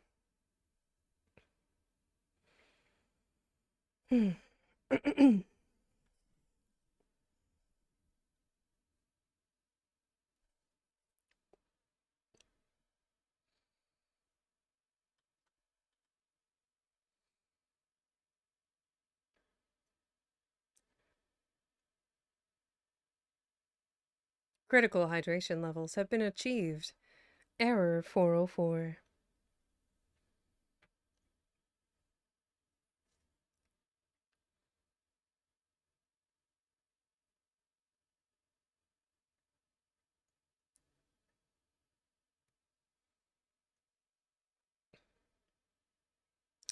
Hiss. Chapter 11. The princess's pleasure in the lake had grown to a passion, and she could scarcely bear to be out of it for an hour. Imagine then her consternation when, diving with the prince one night, a sudden suspicion seized her that the lake was not so deep as it used to be. The prince could not imagine what had happened. She shot to the surface and, without a word, swam at full speed towards the higher side of the lake. He followed, begging to know if she was ill, or what was the matter. She never turned her head or took the smallest notice of his question. Arrived at the shore, she coasted the rocks with minute She coasted the rocks with minute inspection, but she was not able to come to a conclusion, for the moon was very small, and she could not see well. She turned, therefore, and swam home, without saying a word to explain her conduct to the prince, of whose presence she seemed no longer conscious. He withdrew to his cave in great perplexity and distress. Next day she made many observations, which, alas, strengthened her fears. She saw that the banks were too dry, and the grass on the shore and the trailing plants on the rocks were withering away. She caused marks to be made along the borders, and examining them day after day in all directions of the wind, till at last the horrible idea became a certain fact. The surface of the lake was slowly sinking.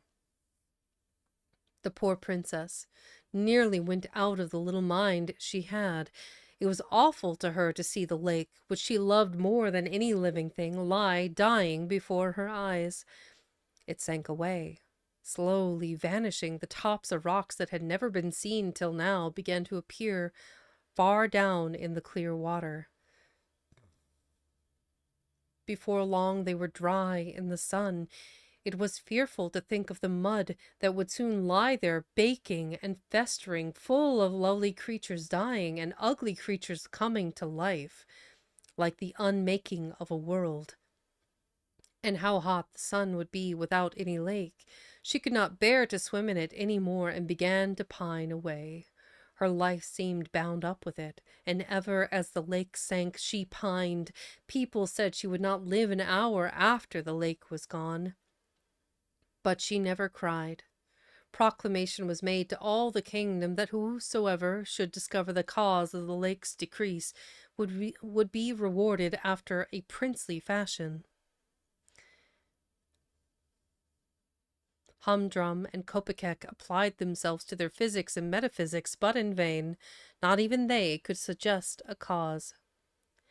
Now, the fact was that the old princess was at the root of the mischief. When she heard that her niece found more pleasure in the water than any one else had out of it, she went into a rage and cursed herself for want of foresight. "But," said she, "I will soon set all right. The king and the people shall die of thirst. Their brains shall boil and frizzle in their skulls before I will lose my revenge." And she laughed, a ferocious laugh that made the hairs on the back of her black cat stand erect with terror. Then she went to an old chest in the room, and opening it, took out what looked like a piece of dried seaweed. This she threw into a tub of water. Then she threw some powder into the water and stirred it with her bare arm, muttering over it words of hideous sound and yet more hideous import. Then she set the tub aside and took from the chest a huge bunch of 100 rusty keys that clattered in her shaking hands. Then she sat down and proceeded to oil them all. Before she had finished, out from the tub, the water of which had kept on a slow motion ever since she had ceased stirring it, came the head and half the body of a huge gray snake. But the witch did not look round. It grew out of the tub, waving itself backwards and forwards with a slow horizontal motion till it reached the princess. When it laid its head upon her shoulder and gave a low hiss in her ear, she started, but with joy, and seeing the head resting on her shoulder, drew it towards her and kissed it. Then she drew it all out of the tub and wound it round her body. It was one of those dreadful creatures which few have ever beheld, the white snakes of darkness. Then she took the keys and went down to her cellar, and as she unlocked the door, she said to herself, "This is worth living for." Locking the door behind her, she descended a few steps into the cellar, and crossing it, unlocked another door into a dark, narrow passage. She locked this also behind her and descended a few more steps. If anyone had followed the witch princess, he would have heard her unlock exactly 100 doors and descend a few steps after unlocking each. Which she had When she had unlocked the last, she entered a vast cave, the roof of which was supported by huge natural pillars of rock. Now this roof was the underside of the bottom of the lake. She then untwined the snake from her body and held it by the tail above her. The hideous creature stretched up its head towards the roof of the cavern, which it was just able to reach. It then began to move its head backwards and forwards with slow, oscillating motion, as if looking for something. At the same moment, the witch began to walk round and round the cavern, coming nearer to the center every circuit, while the head of the snake described the same path over the roof that she did over the floor. For she kept holding it up, and still it kept slowly oscillating. Round and round the cavern they went, ever lessening the circuit, till at last the snake made a sudden dart and clung to the roof with its mouth. "That's right, my beauty," cried the princess. "Drain it dry."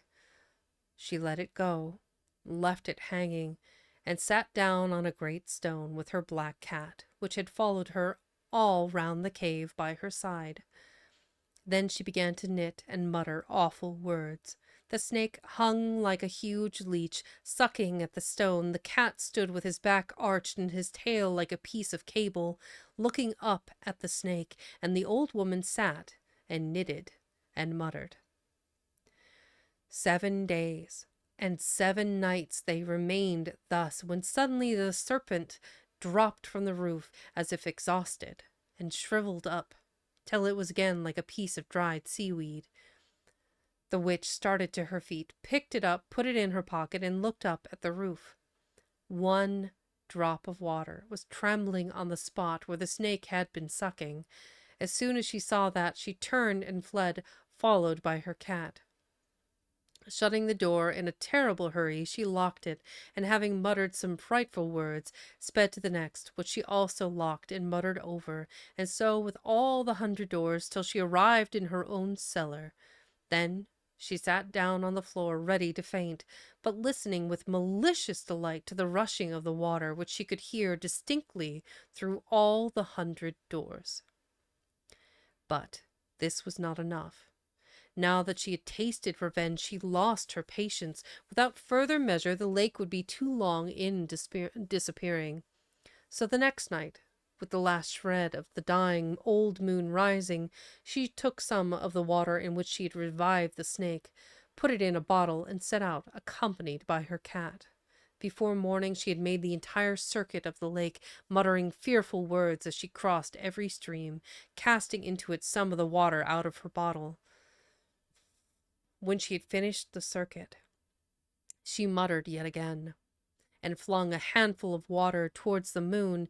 Thereupon every spring in the country ceased to throb and bubble, dying away like the pulse of a dying man.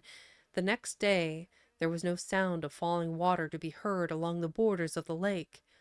The very courses were dry, and the mountains showed no silvery streaks down their dark sides, and not alone had the fountains of Mother Earth ceased to flow, for all the babies throughout the country were crying. Hi, Sloth, welcome in.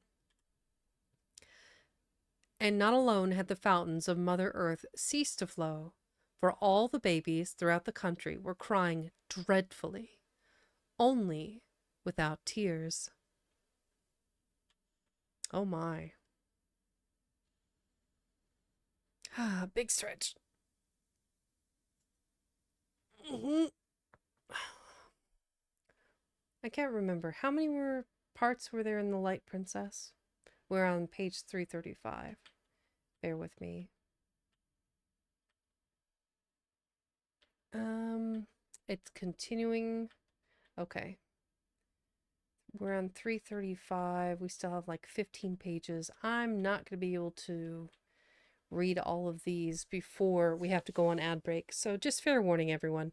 We'll go ahead and we'll read another one of these chapters, and then when the ad break comes, I'll go ahead and go refill my water bottle. Thank you for the lurk, Sloth. Let's see, where are we here? Doing good. One more. One more part. One more part to the Light Princess. Ah, a deep sigh. Woosah. Where is the prince? Chapter 12. Never, since the night when the princess left him so abruptly, had the prince had a single interview with her. He had seen her once or twice in the lake, but as far as he could discover, she had not been in it any more at night. He had sat and sung and looked in vain for his Nereid, while she, like a true Nereid, was wasting away with her lake, sinking as it sank, withering as it dried. When at length he discovered the change that was taking place in the level of the water, he was in great alarm and perplexity. He could not tell whether the lake was dying because the lady had forsaken it, or whether the lady would not come because the lake had begun to sink. But he resolved to know so much at least. He disguised himself, and going to the palace, requested to see the Lord Chamberlain. His appearance at once gained his request, and the Lord Chamberlain, being a man of some insight, perceived that there was more in the prince's solicitation than met the ear. He felt likewise that no one could tell whence a solution of the present difficulties might arise, so he granted the prince's prayer to be made Oh, the shoe shiner. Okay. So he granted the prince's prayer to be made the shoe shiner to the princess. It was rather cunning in the prince to request such an easy post, for the princess could not possibly soil as many shoes as other princesses. He soon learned all that could be told about the princess. He went nearly distracted, but after roaming about the lake for days and diving in every depth that remained, all that he could do was put an extra polish on the dainty pair of boots that was never called for.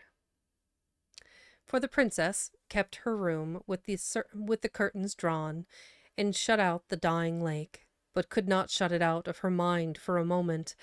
It haunted her imagination, so that she felt as if the lake were her soul drying up within her, first to mud, then to madness and death.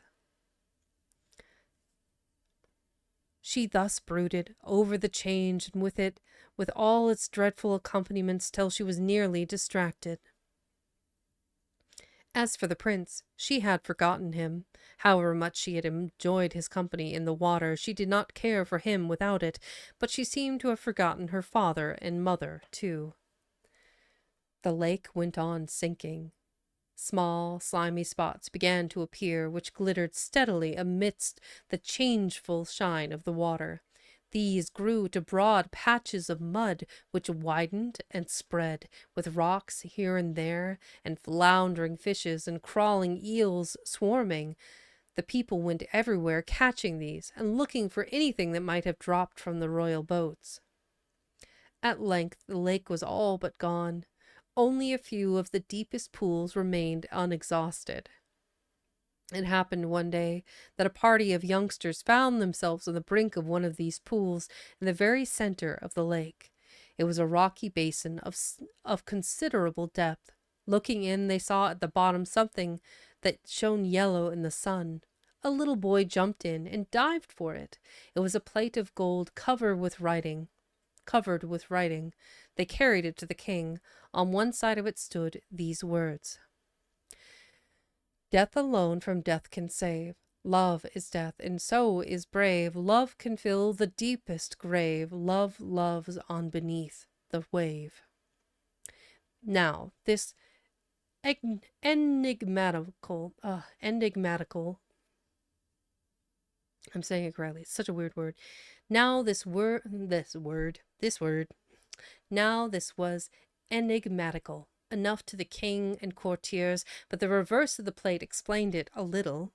Its writing amounted to this: If the lake should disappear, they must find the hole through which the water ran, but it would be useless to try to stop it by any ordinary means. There was but one effectual mode. The body of a living man could alone staunch the flow. The man must give himself of his own will, and the lake must take his life as it filled. Otherwise, the offering would be of no avail. If the nation could not provide one hero, it was time it should perish. Oh dear. All right. So before we continue on with the story, I'm going to go ahead and take a 3-minute break. We'll run an ad, and when I return, I will have a full bottle of water. So hang tight, everyone. We'll be right back.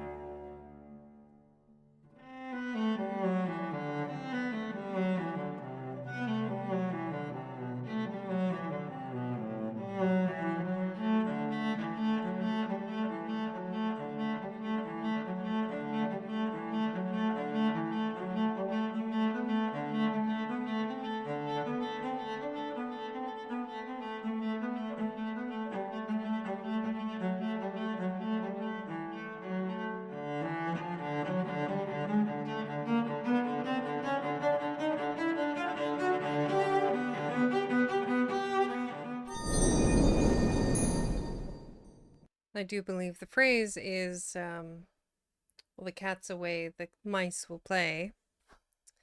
So, thank you for the gifted biddies, Fallen. I appreciate it. Um,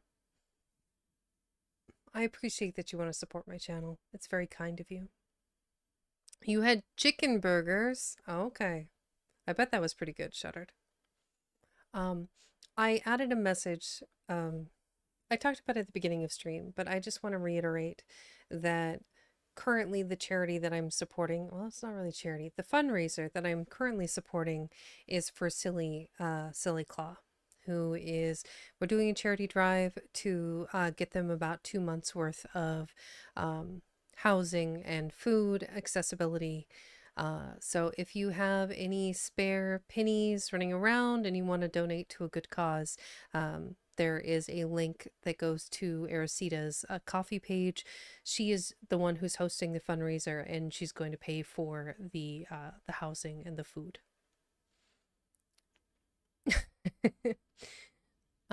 You what? Wait, what emote? What are you referring to? Hold on. What could that possibly have been?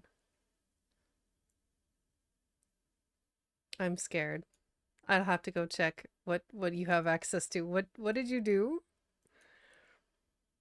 Uh, okay. Well, Twitchception notwithstanding, we'll go ahead and close that. All right. We are here for part 13. Yeah, there we go. Little hydration. My freshly filled water bottle.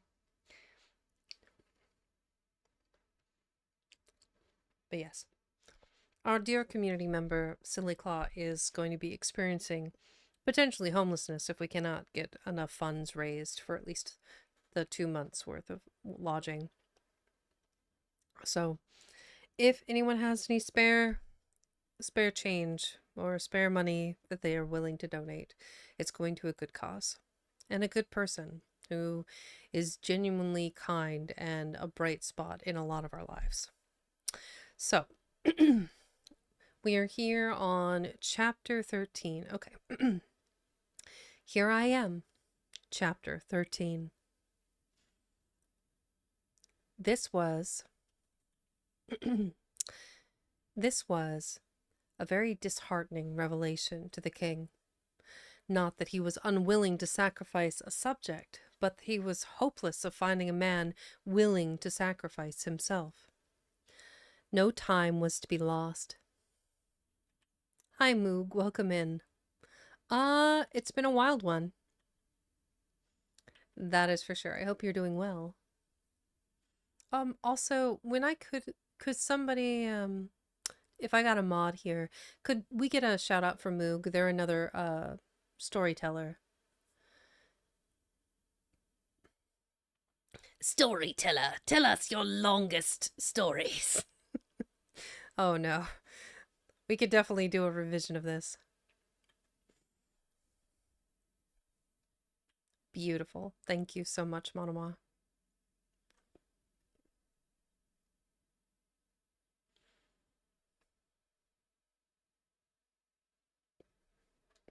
Not exactly shuttered, but I like where your head's at. Here I am, chapter 13. This was a very disheartening revelation to the king. Not that he was unwilling to sacrifice the subject, but that he was hopeless of finding a man willing to sacrifice himself. No time was to be lost, however, for the princess was lying motionless on her bed, and taking no nourishment but lake water, which was now none of the best. Therefore the king caused the contents of the wonderful plate of gold to be published throughout the country. No one, however, came forward. The prince, having gone several days' journey into the forest to consult a hermit whom he had met there on his way to La Gobelle, knew nothing of the oracle till his return. La poubelle. Sorry. I do believe that's French for put it in the trash.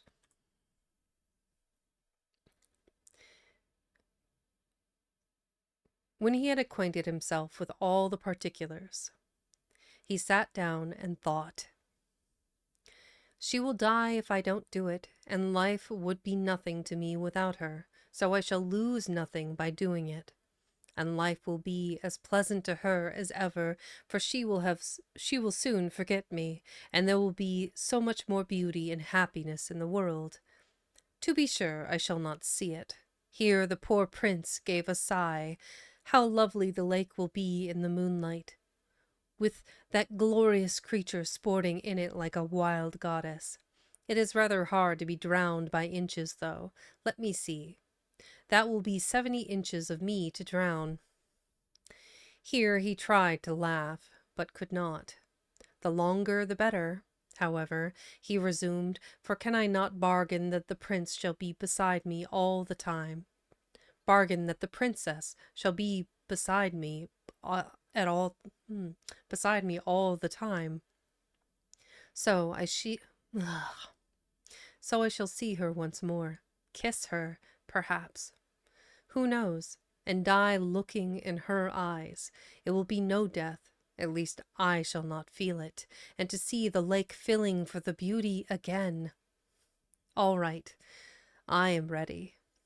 He kissed the princess's boot, laid it down, and hurried to the king's apartment. But, feeling as he went that anything sentimental would be disagreeable, he resolved to carry off the whole affair with nonchalance. So, he knocked at the door of the king's counting house, where it was all but a capital crime to disturb him. When the king heard the knock, he started up and opened the door in a rage, seeing only the shoeblack. He drew his sword. This, I am sorry to say, was his usual mode of asserting his regality when he thought his dignity was in danger, but the prince was not in the least alarmed. "Please, your majesty, I'm your butler," said he. "My butler? You lying rascal, what do you mean?" "I mean I will cork your big bottle." "Is the fellow mad?" bawled the king, raising the point of his sword. "I will put the stopper. Plug, what you call it, in your leaky lake, grand monarch," said the prince. The king was in such a rage that before he could speak he had time to cool, and to reflect that it would be great waste to kill the only man who was willing to be useful in the present emergency, seeing that in the end the insolent fellow would be as dead as if he had died by his majesty's own hand.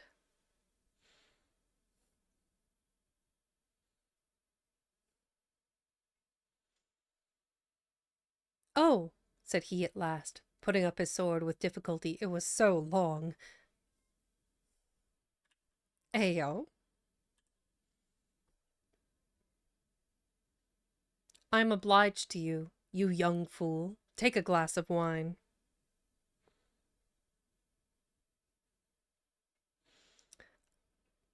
"No, thank you," replied the prince.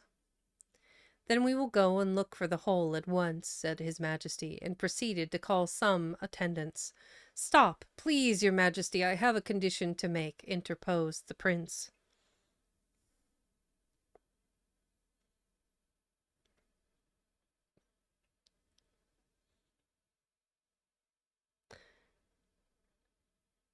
"What?" exclaimed the king. "A condition? And with me? How dare you?" "As you please," returned the prince coolly. "I wish your majesty a good morning." "You wretch! I will have you put in a sack and stuck in the hole." "Very well, your majesty," replied the prince, becoming a little more respectful, lest the wrath of the king should deprive him of the pleasure of dying for the princess. "But what good will that do your majesty? Please to remember that the oracle says the victim must offer himself." "Well, you have offered yourself," retorted the king. "Yes, upon one condition."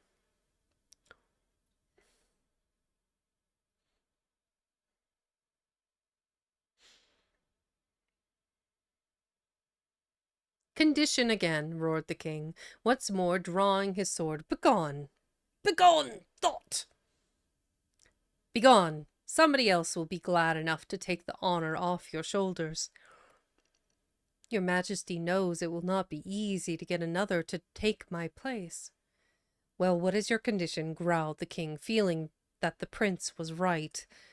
Only this, replied the prince, that, as I must on no account die before I am fairly drowned, and the waiting will be rather wearisome, the princess, your daughter, shall go with me, feed me with her own hands, and look at me now and then to comfort me, for you must confess it is rather hard. As soon as the water is up to my eyes, she may go and be happy and forget her poor, her poor shoe shiner. Here the prince's voice faltered, and he very nearly grew sentimental in spite of his resolution. Why didn't you tell me before that your condition was? What your condition was? Such a fuss about nothing, exclaimed the king. Do you grant it? Persisted the prince. Well, of course I do, replied the king. Very well, I am ready. Go and have some dinner then, while I set my people to find the place. The king ordered out his guards and gave directions to the officers to find the hole in the lake at once. So the bed of the lake was marked out in divisions and thoroughly examined, and in an hour or so the hole was discovered. It was in the middle of a stone, near the center of the lake, in the very pool where the golden plate had been found. It was a three-cornered hole of no great size. There was water all around the stone, but very little was flowing through the hole.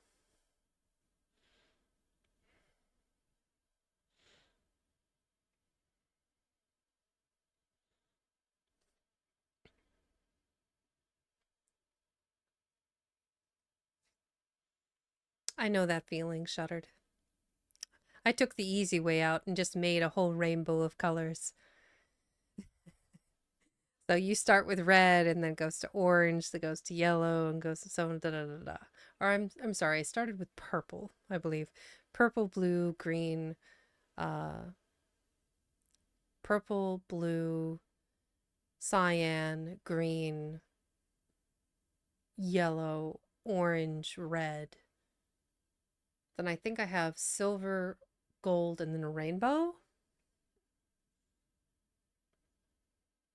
I don't know if you overcomplicated it, but it made it a little easier. It's the lazy option. Eventually I'll get something custom, but I needed something in the interim and it was a easy fix.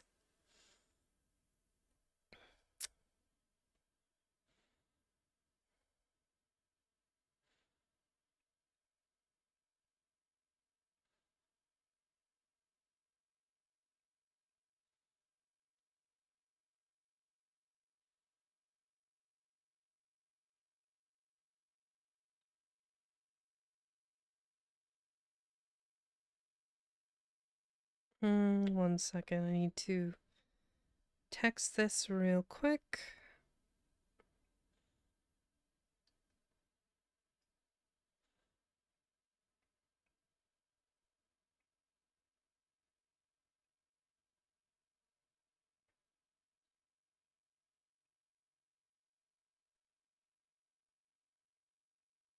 Okay. This is very kind of you. Chapter 14. The prince went to dress for the occasion, for he was resolved to die like a prince.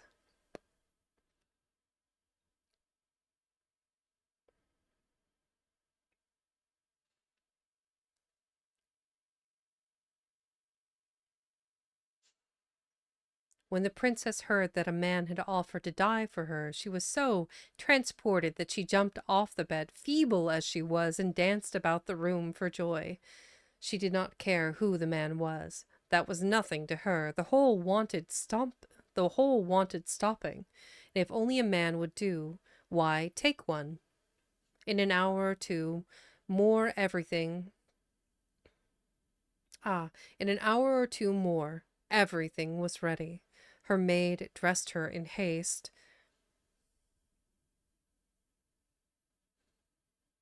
and they carried her to the side of the lake. When she saw it, she shrieked and covered her face with her hands. They bore her across to the stone, where they had already placed a little boat for her. The water was not deep enough to float in, but they hoped it would be before long. They laid her on cushions, placed in the boat wines and fruits and other nice things, and stretched a canopy over all. In a few minutes the prince appeared. The princess recognized him at once, but did not think it worth while to acknowledge him. "Here I am," said the prince. "Put me in." "They told me it was a shoe black," said the princess. "They told me it was a shoe shiner," said the princess. "So I am," said the prince. I I blacked your little boots 3 times a day, because they were all I could get of you. Put me in." The courtiers did not resent his bluntness, except by saying to each other that he was taking it out of impudence.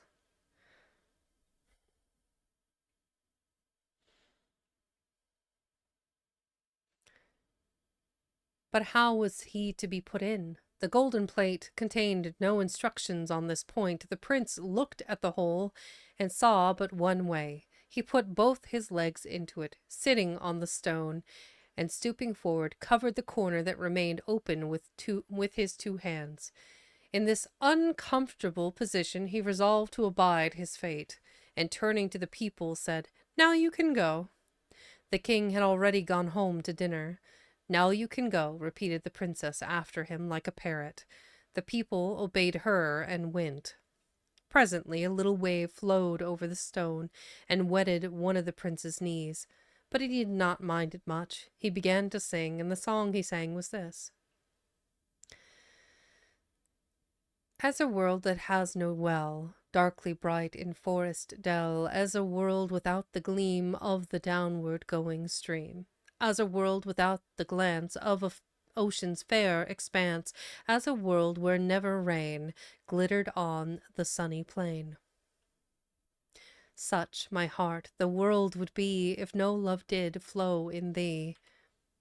As a world without the sound of the rivulets underground, or the bubbling of the spring out of the darkness wandering, or the mighty rush and flowing of the rivers downward going, or the music showers that drop on the outspread beach's top, or the ocean's mighty voice when his lifted waves rejoice.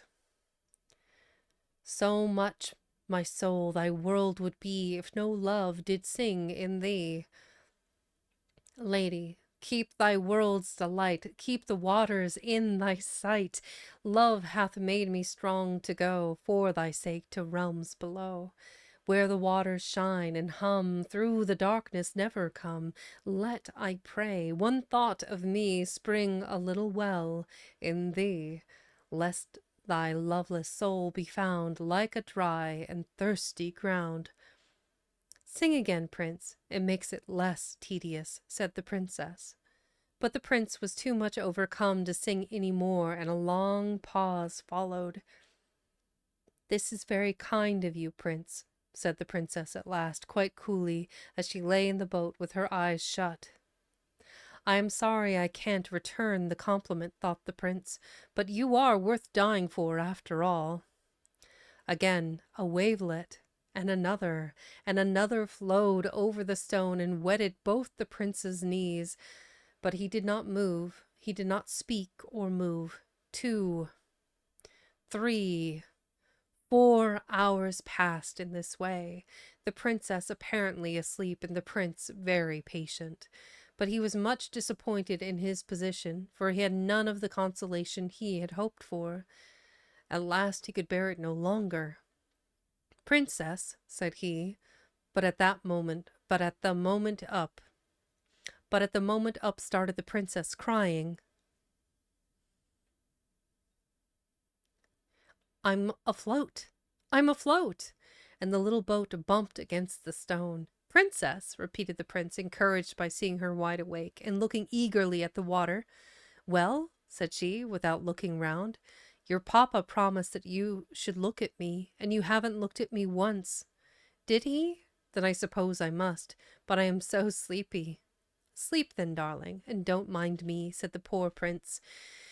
Really, you are very good, replied the princess. I think I will go to sleep again. Just give me a glass of wine and a biscuit first, said the prince very humbly.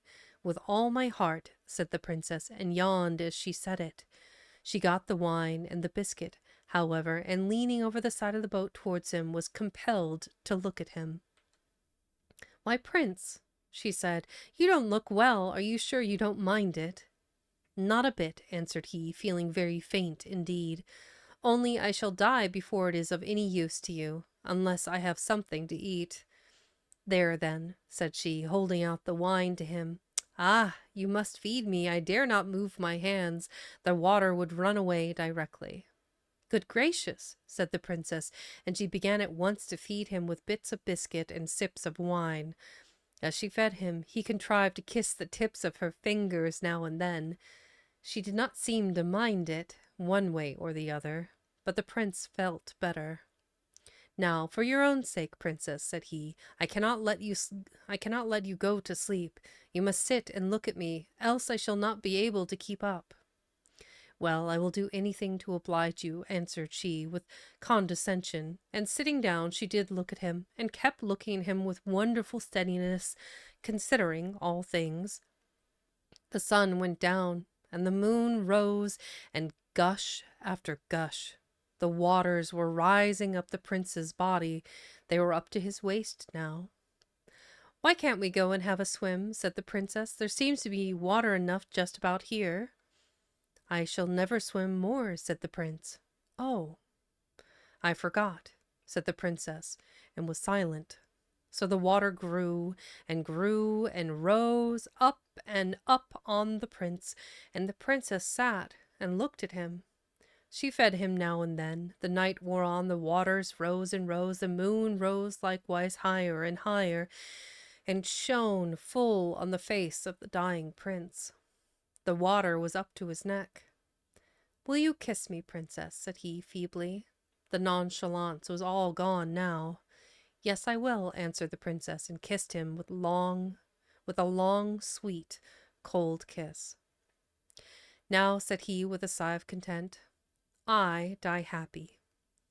He did not speak again. The princess gave him some wine for the last time. He was past eating. Then she sat down again and looked at him. The water rose and rose. It touched his chin, it touched his lower lip, it touched between his lips. He shut them hard to keep it out. The princess began to feel strange.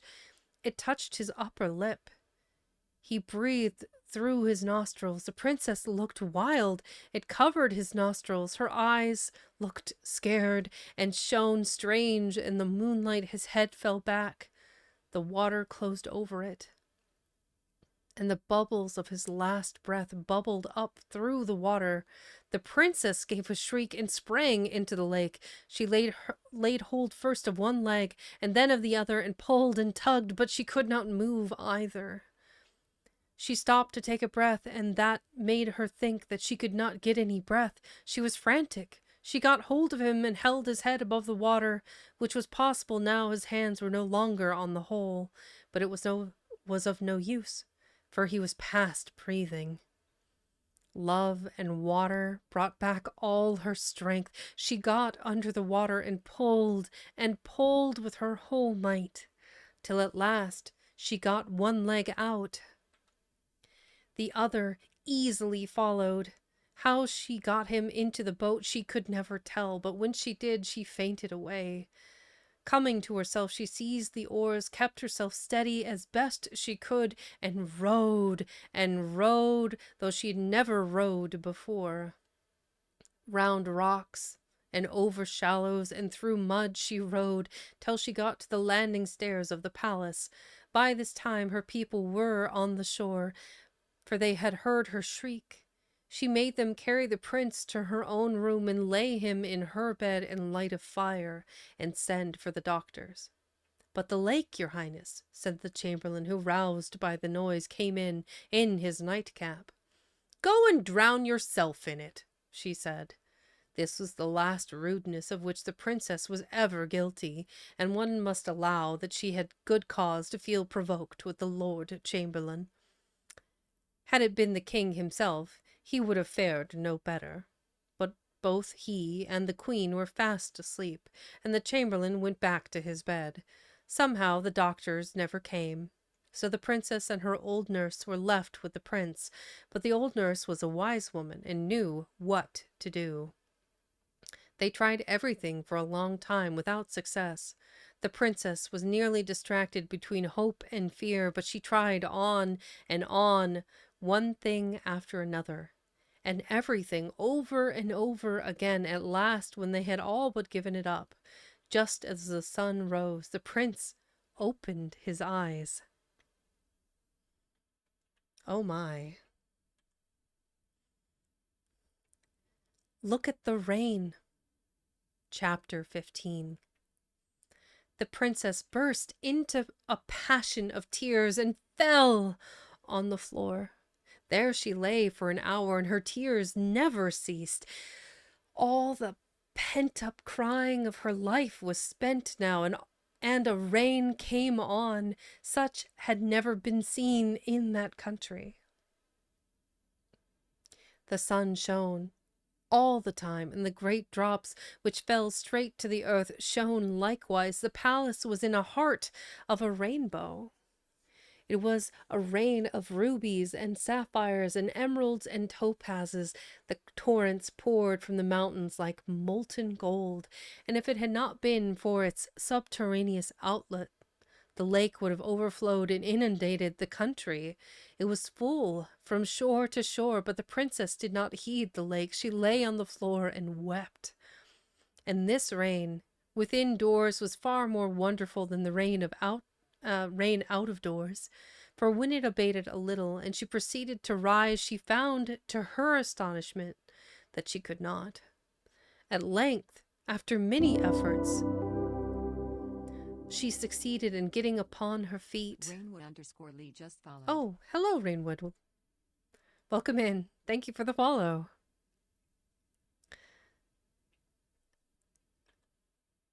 At length, after many efforts, she succeeded in getting upon her feet, but she tumbled down again directly. Hearing her fall, her old nurse uttered a yell of delight and ran to her, screaming, "My darling child, she's found her gravity." "Oh, that's it, is it?" said the princess, rubbing her shoulder and her knee alternately. "I consider it very unpleasant. I feel as if I should be crushed to pieces." "Hurrah!" cried the prince from the bed. "If you've come round, princess, so have I. How's the lake?" "Brimful," answered the nurse. "Then we're all happy." "That we are, indeed," answered the princess, sobbing. And there was rejoicing all over the country that rainy day. Even the babies forgot their past troubles and danced and crowed amazingly.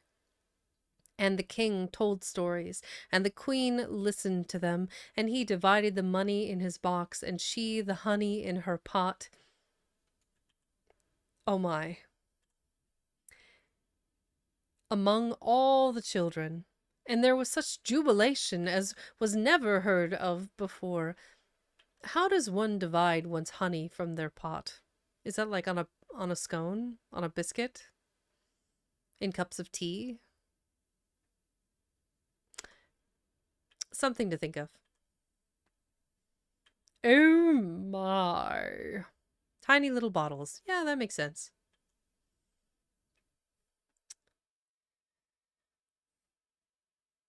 Of course, the prince and princess were betrothed at once, but the princess had to learn to walk before they could be married with any propriety, and this was not so easy at her first time of life. And this was not so easy at her time of life, for she could walk no more than a baby. She was always falling down and hurting herself. "Is this the gravity you used to make so much of?" said she one day to the prince, as he raised her from the floor. "For my part, I was a great deal more comfortable without it." "No, no, that's not it. This is it," replied the prince, as he took her up and carried her about like a baby, kissing her all the time. "This is gravity." "That's better," said she. "I don't mind that so much." And she smiled the sweetest, loveliest smile in the prince's face, and she gave him one little kiss in return for all his, and he thought them overpaid, for he was beside himself with delight. I fear she complained of her gravity more than once after this, notwithstanding. It was a long time before she got reconciled to walking, but the pain of learning it was quite counterbalanced by two things, either of which would have been sufficient consolation. The first was that the prince himself was her teacher, and the second, that she could tumble into the lake as often as she pleased. Still, she preferred to have the prince jump in with her, and the splash they made before was nothing to the splash they made now. The lake never sank again. In process of time it wore the roof of the cavern quite through, and was twice as deep as before. The only revenge the princess took upon her aunt was to tread pretty hard on her gouty toe the next time she saw her, but she was sorry for it the very next day, when she heard that the water had undermined her house, and that it had fallen in the night, burying her in its ruins, whence no one ever ventured to dig up her body. There she lies to this day. So the prince and the princess lived and were happy, and had crowns of gold, and clothes of cloth, and shoes of leather. Wait, what? So the princess and princess lived and were happy, and had crowns of gold, and clothes of cloth, and shoes of leather, and children of boys and girls, not one of whom was ever known on the most critical occasion to lose the smallest atom of his or her due proportion of gravity. The absurdity of this last paragraph, oh, it has me in absolute hysterics. It's so dumb. It's so absurd. That was a hell of a story. And so wild. Like, and not wild in like, how did we get here? But wild in like fanciful, like crazy, unusual, and different than anything I think I've read before. But this last paragraph is killing me. So the prince and princess lived and were happy. Solid ending. Could stop there. But continues. And had crowns of gold. Oh, okay. So then they're going to have very elegant, crazy, elaborate clothes. No. And clothes of cloth. I guess they could have been made of leather, but goes on. And shoes of leather. Okay, where is this going? And children of boys and girls, as opposed to children of cats and dogs. Children of fish, perhaps, not one of whom was ever known on the most critical occasion to lose the smallest atom of his or her due proportion of gravity. I mean, Mom was cursed, not her children. I don't know. Seems odd, but that's how we end this one. God forbid they should enjoy the simple things in life. Well, I wouldn't go that far. It's not quite that bad. But, yeah. So that was The Light Princess from Fairy Tales That Every Child Should Know. We have one more. This one's considerably shorter than the previous one. Yes, Hawk, yes, I will drink. Don't forget to stretch.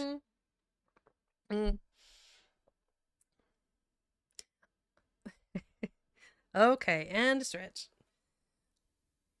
It was a trip. It was really very unusual. It was such a wild ride. Like, it's so unusual and so interesting. Like, it actually pulls you as the reader. It pulls you in, and like, I feel like there was some moments that like as a story that the structure was solid, but I do think they could have tightened up some ideas in some of the concepts. Like, I would have liked to see more absurdism from the princess. Like, and when she got mad that he fell in love with her even more, and then they're like, this little moment of like who she was out of the water changed so dramatically that they never revisited it is a little disappointing. You naughty, naughty, naughty, naughty man. You know, like that evolution of anger and passion that she hadn't previously ever felt before. To never revisit it again. And what was with the 100 doors with 100 keys? Like, what was that all about? Like, why did the witch princess, her aunt, this seems so unnecessary, especially when they didn't even ever, like, all this effort and all this lead up to doors that were never opened and never revisited again. Like, there was just some tightening. Like, you could definitely trim some of the spare threads and like tighten up the weave a little bit. Yeah, I agree. I mean, technically, the way it was written, it felt like each chapter was its own like little whoop, it's a little baby story bundled up. It's like, here's another chapter. Okay, big stretches.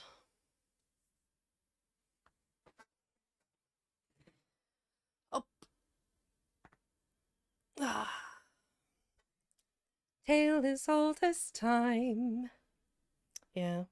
Beauty and the Beast. I think this is this the Charles Perrault version? Hold on. This is the story of a girl.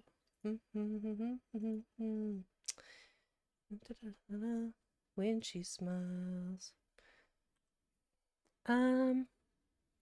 So this is Madame Gabrielle de Villeneuve. Yeah, I'm pretty sure Villeneuve. I don't know. French and I have such a weird mouth feel. Like I always feel like I'm struggling. Ah, poubelle. La poubelle. From the French tale, Madame Gabrielle de Villeneuve. Is there an E at the end, like Villeneuve? Because I feel like in Spanish it would be Villeneuve. Perhaps. Villeneuve. Soft V at the end, perhaps. I'm not familiar with that author. Whee! Okay, so we're on to chapter 24, the final chapter. It's the final countdown. It's one of your favorite stories, but it's rather problematic when you consider why it was written. And why was Beauty and the Beast written, Lasada? I'm here to learn as much as I am to teach.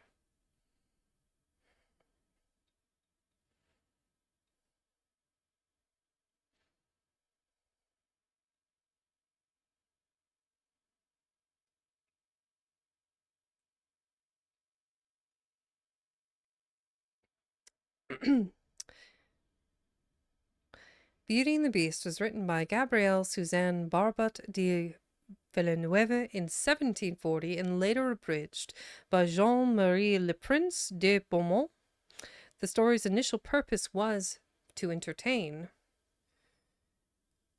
She wrote it for her friends that she sat salon with. Beaumont, a writer known for her pedagogical approach, adapted the tale as a moral story for young readers. So Beaumont, I think, yeah. I think Beaumont, the original writer, Villeneuve, did it for entertainment, which is the version we'll be reading, as opposed to the more commonly accepted Beaumont tale, which is as you're referring.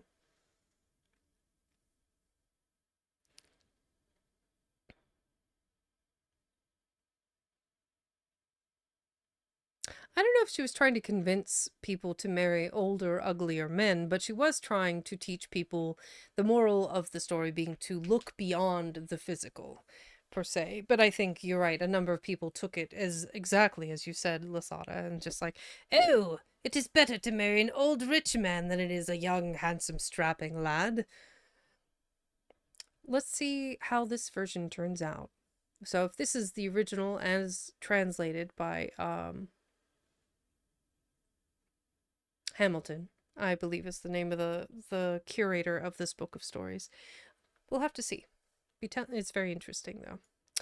All right, so we are 15 minutes away from an ad. Do I run an ad now? And then I won't have to do it again for the rest of the story. It's 18 pages. I'm not going to be able to read that in 15 minutes. All right. Plan.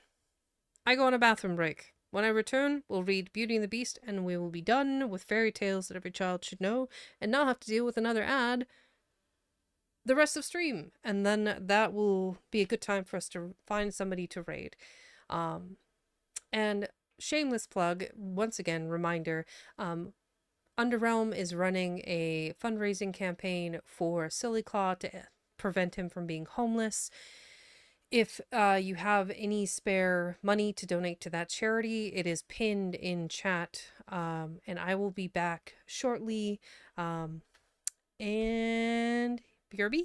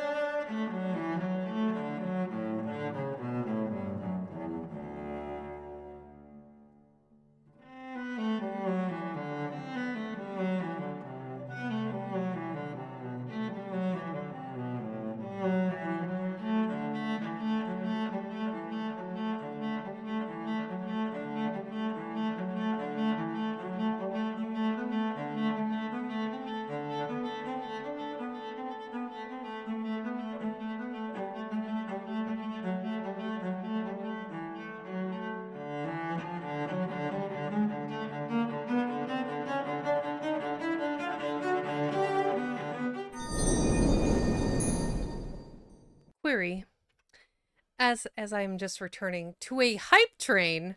What?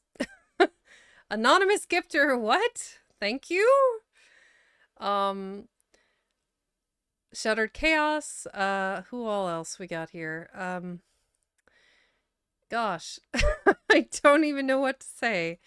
Um oh my goodness. Okay. Uh Anonymous gifter, thank you. Ghost Storm 822, Obsidian Reads, Takukuk, RR Echo Mystery Fox 23, Foxy Moron. I hope you all enjoy your emotes. I know there was one directly to you, Shudder. That is so awesome. It does. Thank you, Zwind. Yeah, here we are. Yeah, I step away for 1 minute and people spend money. I'm just, what is going on? Okay.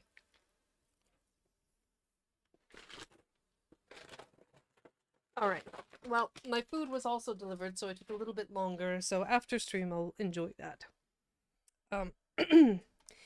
But I will, however, in the meantime, enjoy my strawberry lemonade. So I have 3 beverages because beverage goblin. All right. So we are on to chapter 24 of Fairy Tales That Every Child Should Know.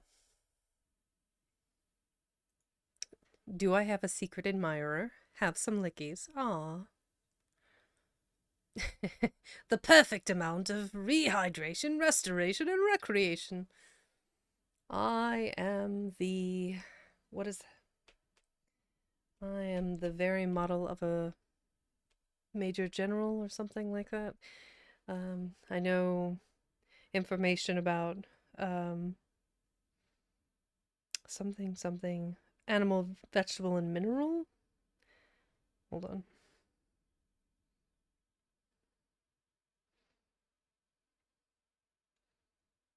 How does that go? That's gonna drive me nuts. I gotta sing it. I am the very model of a modern major general. I have information, vegetable, animal, and mineral. I know the kings of England, and I quote their fights historical, from Marathon to Waterloo in order categorical. I'm very well acquainted, too, with matters mathematical. I understand equations both the simple and quadratical. About binomial theorem in teeming with a lot of news. What many cheerful facts about the square of hypotenuse. Oh my god. That takes me so back. Oh! Anyway, yes. Welcome to the inner workings of a vexing cat brain. Thank you, Anonymous. Anonymous 2.0. Anonymous 3.0? Because I think there was something else Anonymous earlier today, too. So thank you very much for the hype train. And everyone, I hope you enjoy your emotes. And I will focus now on the final story of this amazing book of stories. Chapter 24, Beauty and the Beast.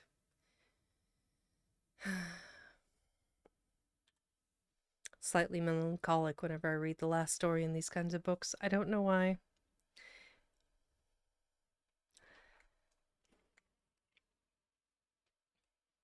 And now that the hype train is over, whew, I can take a moment to breathe.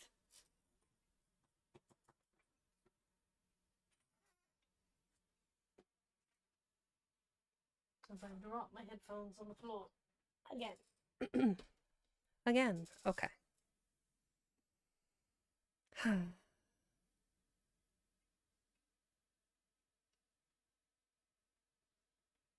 There once was a very rich merchant who had 6 children, 3 boys and 3 girls. As he was himself a man of great sense, he spared no expense for their education, but provided them with all sorts of masters for their improvement. The 3 daughters were all handsome, but particularly the youngest. Indeed, she was so very beautiful that her childhood everyone called her the Little Beauty. And being still the same when she was grown up, nobody called her by any other name. which made her sisters very jealous of her. This youngest daughter was not only more handsome than her sisters, but also better tempered. The two eldest were vain of being rich and spoke with pride to those they thought below them. They gave themselves 1,000 airs and would not visit other merchants' daughters, nor would they indeed be seen with any but persons of quality. They went every day to balls, plays, and public walks, and always made game of their youngest sister for spending her time in reading or other useful employments. What's wrong with reading? How rude.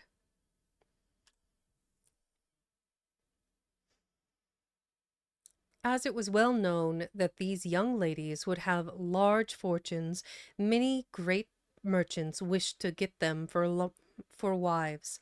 But the two eldest always answered that, for their parts, they had no thoughts of marrying anyone below a duke, or an earl at least. Beauty had quite as many offers as her sisters, but she always answered with the greatest civility that she was much obliged to her lovers, but would rather live some years longer with her father, as she thought herself too young to marry. It happened that by some unlucky accident the merchant suddenly lost all his fortune and had nothing left but a small cottage in the country. Upon this, he said to his daughters, while the tears ran down his cheeks all the time, "My children, we must now go and dwell in the cottage and try to get a living by labor, for we have no other means of support." What happened to the three sons? Okay.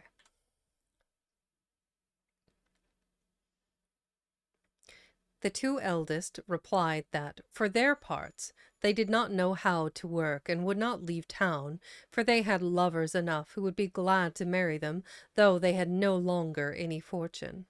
But in this they were mistaken, for when the lovers heard what had happened, they said, "The girls were so proud and ill-tempered that all we wanted was their fortune. We are not sorry at all to see their pride brought down. Let them give themselves airs to their cows and sheep." Hey, Obsidian, welcome in. Yeah, somebody was very generous today. Please enjoy your emotes.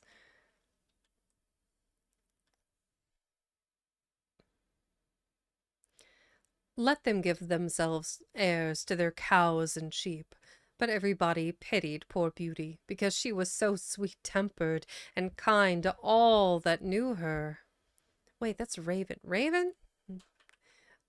Obsidian reads, you go by Raven, right? Don't you? I could swear.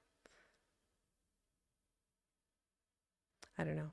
Yes, okay. See, ah. My brain. It's okay. No. That's entirely on me. I forget stuff like this sometimes. I'm like, man, that is not what they go by. I wish there was a way to like change somebody's name so I would remember easier. Probably is, but not now. And I'll probably forget because ADHD persists. But so do I. But everybody pitied poor Beauty because she was so sweet-tempered and kind to all that knew her. And several gentlemen offered to marry her, though she had not a penny. But Beauty still refused, and said she could not think of leaving her poor father in this trouble and would go and help him in his labors in the country. At first, Beauty could not help sometimes crying in secret for the hardship she was now obliged to suffer. But in a very short time she said to herself, "All the crying in the world will do me no good, so I will try to be happy without a fortune."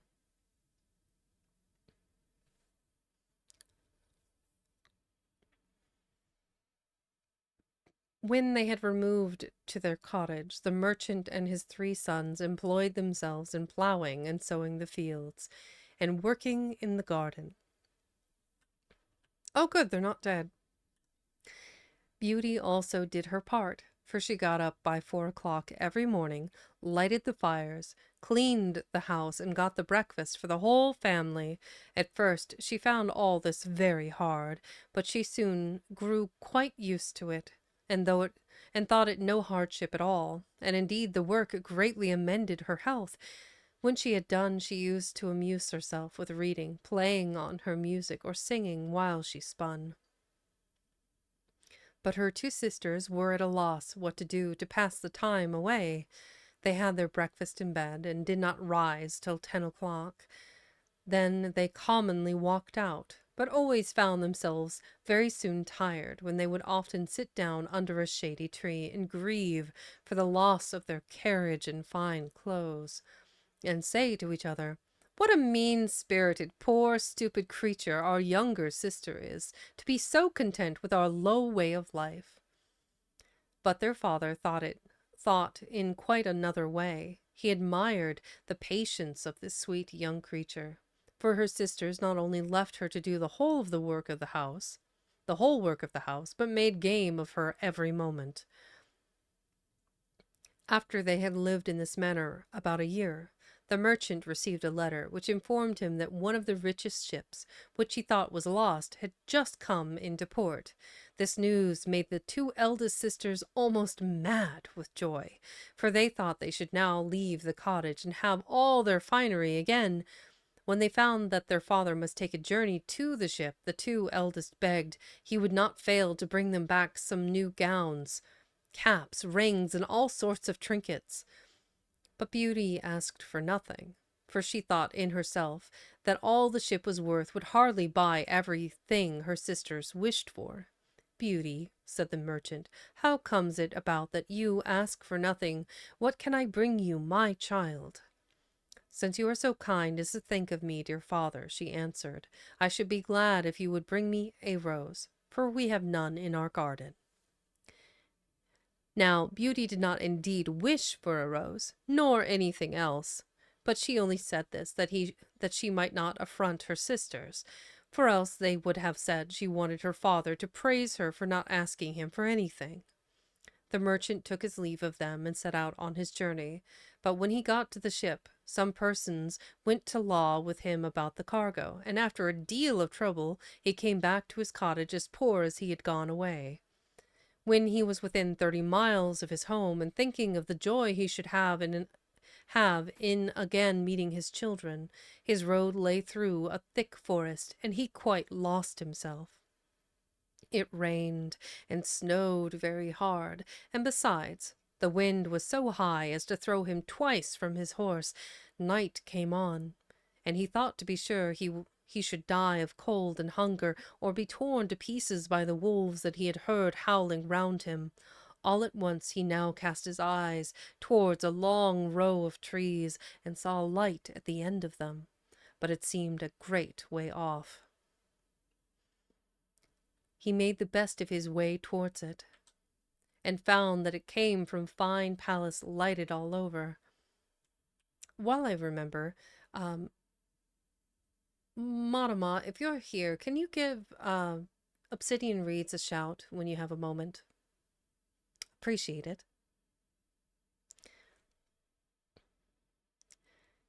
He walked faster and soon reached the gates, which he opened, and was very much surprised that he did not see a single person or creature in any of the yards. His horse had followed him. After finding a stable with the door open, went into it at once, and here the poor beast, being nearly starved, helped himself to a good meal of oats and hay. His master then tied him up and walked towards the house, which he entered, but still without seeing a living creature. He went on to a large hall, where he found a good fire and a table covered with some very nice dishes, and only one plate with a knife and fork. As the snow and rain had wetted him to the skin, he went up to the fire to dry himself. "I hope," said he, "the master of the house or his servants will excuse me, for to be sure it will not be long now before I see them."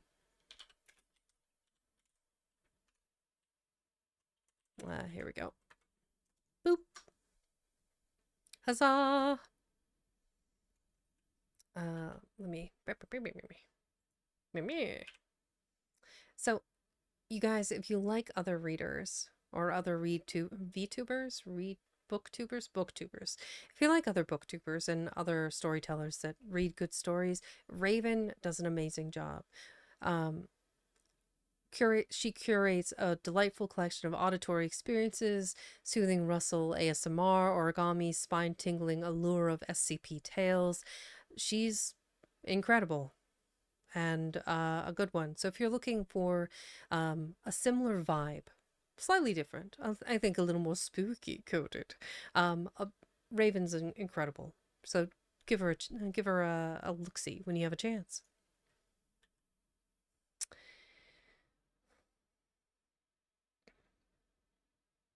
I hope, said he, the master of the house or his servants will excuse me, for to be sure it will not be long now before I see them. He waited a good time, but still nobody came. At last the clock struck 11, and the merchant, being quite faint for the want of food, helped himself to a chicken, which he made but 2 mouthfuls of, and then to a few glasses of wine, yet all the time trembling with fear. 2 mouthfuls of chicken, but multiple glasses of wine. My man. Priorities.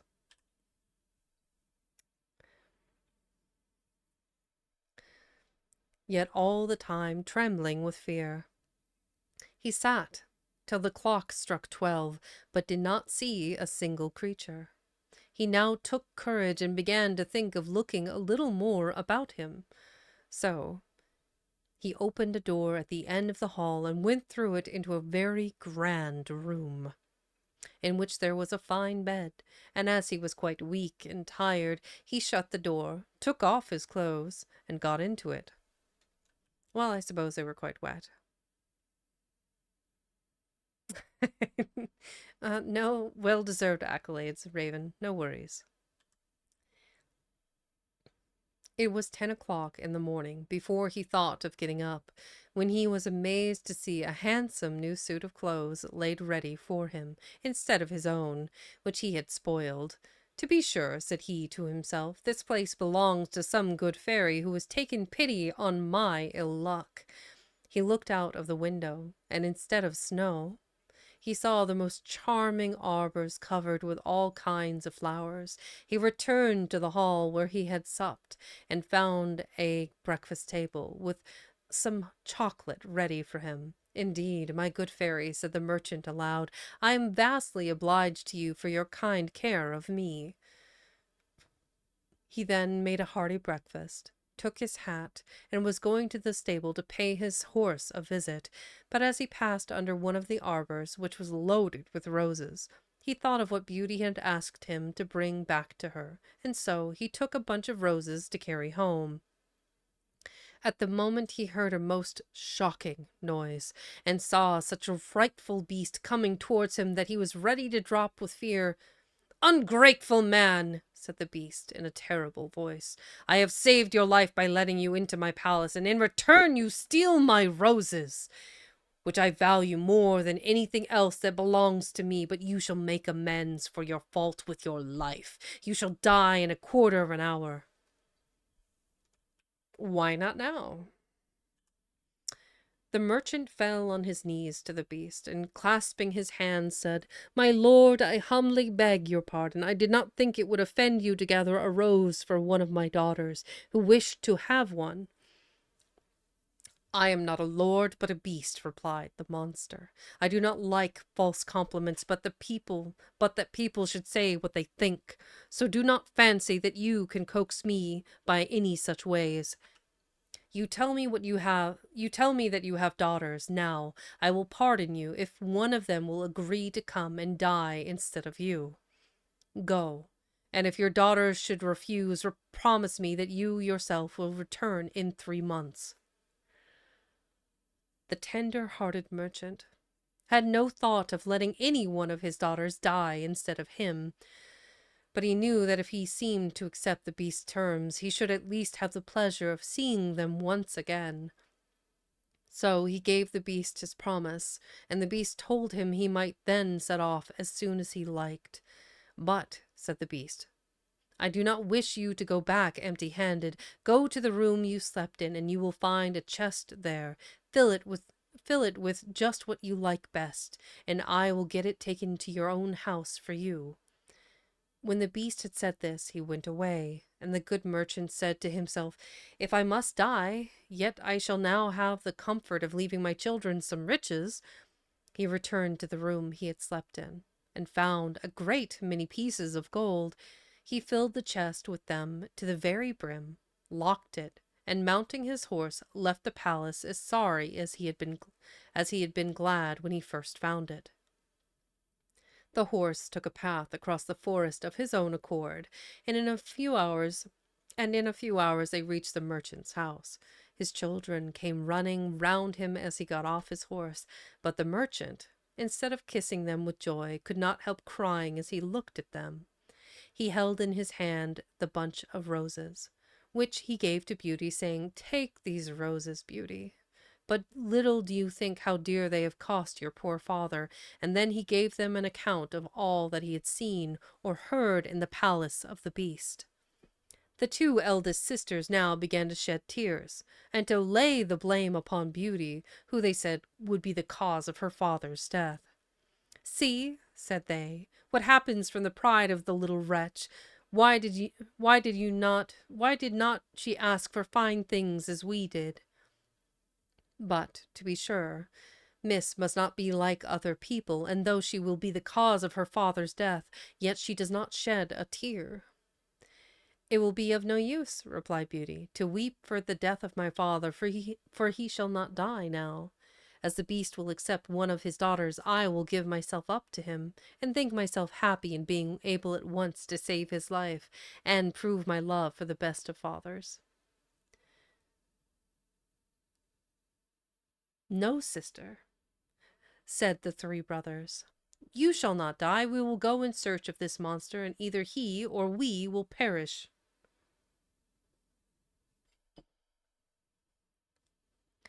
Do not hope to kill him, said the merchant, for his power is far too great for you to be able to do any such thing. I am charmed with the kindness of Beauty, but I will not suffer her life to be lost. I myself am old, and cannot expect to live much longer, so I shall but give up a few years of my life, and shall only grieve for the sake of my children. Never, father, cried Beauty, shall you go to the palace without me, for you cannot hinder my going after you. Though young, I am not over fond of life, and I would much rather be eaten up by the monster than die of the grief your loss would give me. The merchant tried in vain to reason with Beauty, for she would go, which in truth made her two sisters glad, for they were jealous of her because everybody loved her. The merchant was so grieved at the thoughts of losing his child that he never once thought of the chest filled with gold. But at night, to his great surprise, he found it standing by his bedside. He said nothing about his riches to his eldest daughters, for he knew very well it would at once make them want to return to town. But he told Beauty his secret, and she then said that while he was away, two gentlemen had been on the visit to their cottage, who had fallen in love with her two sisters. She then begged her father to marry them without delay, for she was so sweet-tempered that she loved them for all they had used her so ill, and forgave them with all her heart. When the 3 months were past, the merchant and Beauty got ready to set out for the palace of the beast. Upon this, the two sisters rubbed their eyes with an onion to make believe they shed a great many tears, but both the merchant and his sons cried in earnest. There was only Beauty who did not. Oh, hey Rev, welcome in. There was only Beauty who did not, for she thought that this would only make the matter worse. They reached the palace in a very few hours, and the horse, without bidding, went into the same stable as before. The merchant and Beauty walked towards the large hall, where they found a table covered with every dainty, and 2 plates laid ready. Let's see. While I'm thinking about it, for those of you, I think I can do 2. I'll do 2. Lasada. So if you are not familiar with Lasada, get loved on, nerd. So if you guys are not familiar with Lasada, they are a Corel VTuber. They have a couple of different models. The chibi one is my favorite, but I have to say the Furby one is mwah, horrifying in the best way. If you're not familiar with their content, go check them out. They do a variety of various gaming streams, and they're really chill. Oh, I'm on a cooldown, it looks like. Huh. We'll wait until that does its thing. But yeah, if you guys are not familiar with Lasada, and then when the cooldown is over, we'll give Revi a shout as well. Monoma, you still here somewhere? Maybe. Monoma.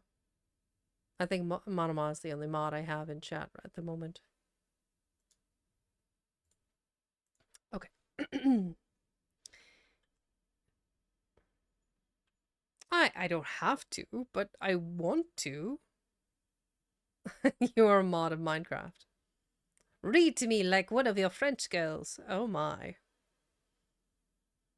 À la poubelle. Poubelle. To the trash.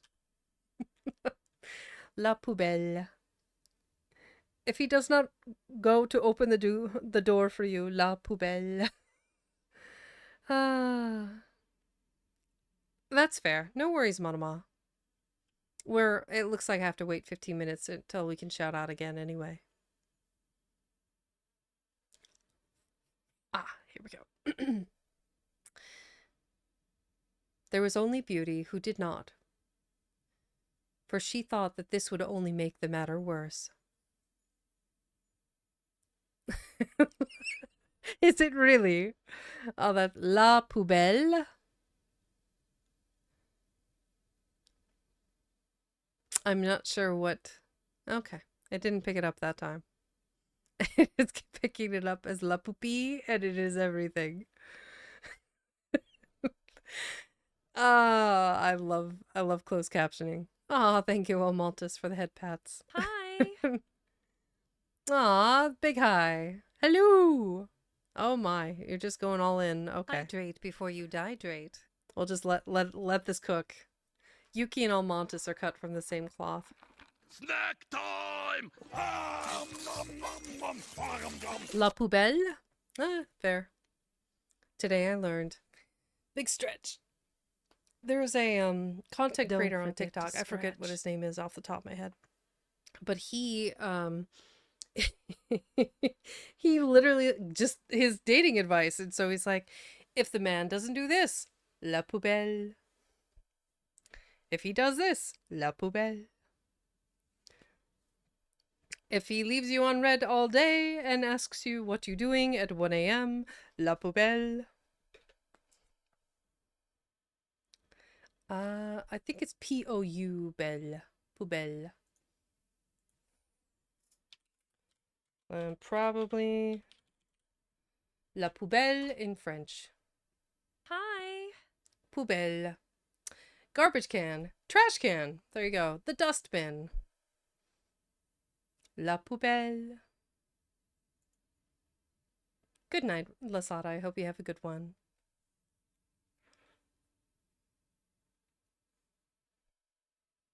You're very welcome.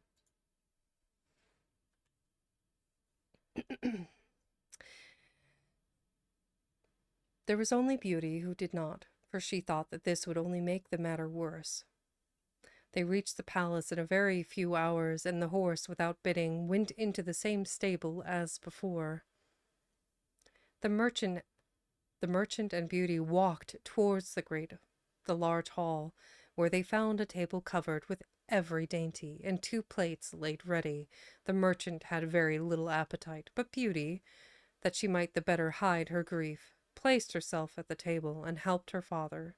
She then began herself to eat, and thought all the time that to be sure the beast had a mind to fatten her up, fatten her before he ate her up, before he eat her up. Oh, that sentence. Had a mind to fatten her up, had to blah. We'll try it again from the top. She then began herself to eat, and thought all the time that to be sure the beast had a mind to fatten her before he eat her up, as he had got such good cheer for her. When they had done their supper, they heard a great noise, and the good old man began to bid his poor child farewell, for he knew it was the beast coming to them.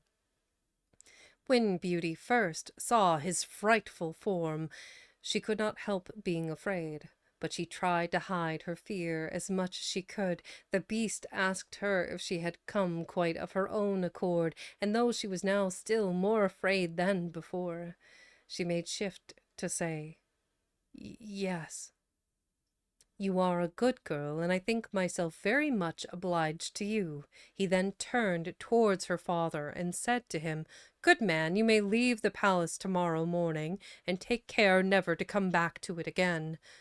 Good night, Beauty." "Good night, beast," said she, and then the monster went out of the room. "Ah, my dear child," said the merchant, kissing his daughter, "I am half dead already at the thoughts of leaving you with this dreadful beast. You had better go back and let me stay in your place." "No," said Beauty boldly, "I will never agree to that. You must go home tomorrow morning." They then wished each other good night and went to bed, both of them thinking they should not be able to close their eyes. But as soon as ever they had laid down, they fell into a deep sleep and did not wake till morning.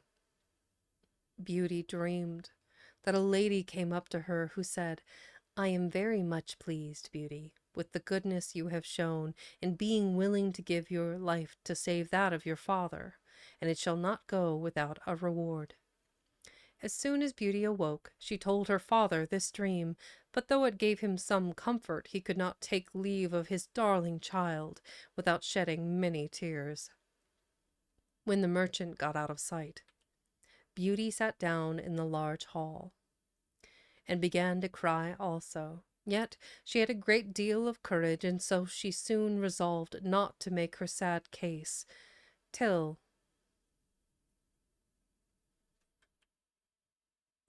thank you, your local penguin. Enjoy your lurk. Yet she had a great deal of courage, and so she soon resolved not to make her sad case still worse by sorrow, which she knew could not be of any use to her, but to wait as well as she could till night, when she thought the beast would not fail to come and eat her up. She walked about to take a view of all the palace, and the beauty of every part of it much charmed her. But what was her surprise when she came to a door on which was written "Beauty's Room"? She opened it in haste, and her eyes were all at once dazzled at the grandeur of the inside of the room. What made her wonder more than all the rest was a very large library filled with books. Oh, I got excited. Library mentioned. Anyway, what made her wonder more than all the rest was a large library filled with books, a harpsichord, and many other pieces of music. "The beast takes care I shall not be at a loss how to amuse myself," said she. She then thought that it was not likely such things would have been got ready for her, if she had but one day to live, and began to hope all would not turn out so bad as she and her father had feared. She opened the library and saw these verses written in letters of gold on the back of one of the books. "Beauteous lady, dry your tears. Here's no cause for sighs or fears. Command as freely as you may. Enjoyment shall mark your sway. Enjoyment still shall mark your sway." "Alas," said she, sighing. "There's nothing I so much desire as to see my poor father and to know what he is doing at this moment."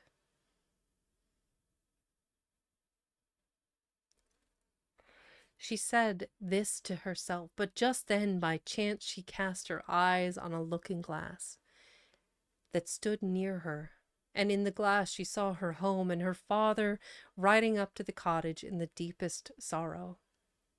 Her sisters came out to meet him, but for all they tried to look sorry, it was easy to see that in their hearts they were very glad.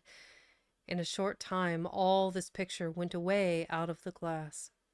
But Beauty began to think that the Beast was very kind to her, and that she had no need to be afraid of him. About the middle of the day she found a table laid ready for her, and a sweet concert of music played all the time she was eating her dinner, without her seeing a single creature. But at supper, when she was going to seat herself at table, she heard the noise of the Beast, and could not help trembling with fear. "Beauty," said he, "will you give me leave to see you sup?" "That is as you please," answered she, very much afraid. "Not in the least," said the Beast. "You alone command in this place. If you should not like my company, you need only to say so, and I will leave you that moment. But tell me, Beauty, do you not think me very ugly?" "Why, yes," said she, "for I cannot tell a story, but then I think you are very good." "You are right," replied the Beast, "and besides being ugly, I am also very stupid. I know very well enough that I am but a beast." "I should think you cannot be very stupid," said Beauty, if you yourself know this." "Pray do not let me hinder you from eating," said he, "and be sure you do not want for anything, for all you see is yours, and I shall be vastly grieved if you are not happy." "You are very kind," said Beauty. "I must needs own that I think very well of your good nature, and then I almost forget how ugly you are." Ouch. My goodness. You have such a great personality, but the face of a oof.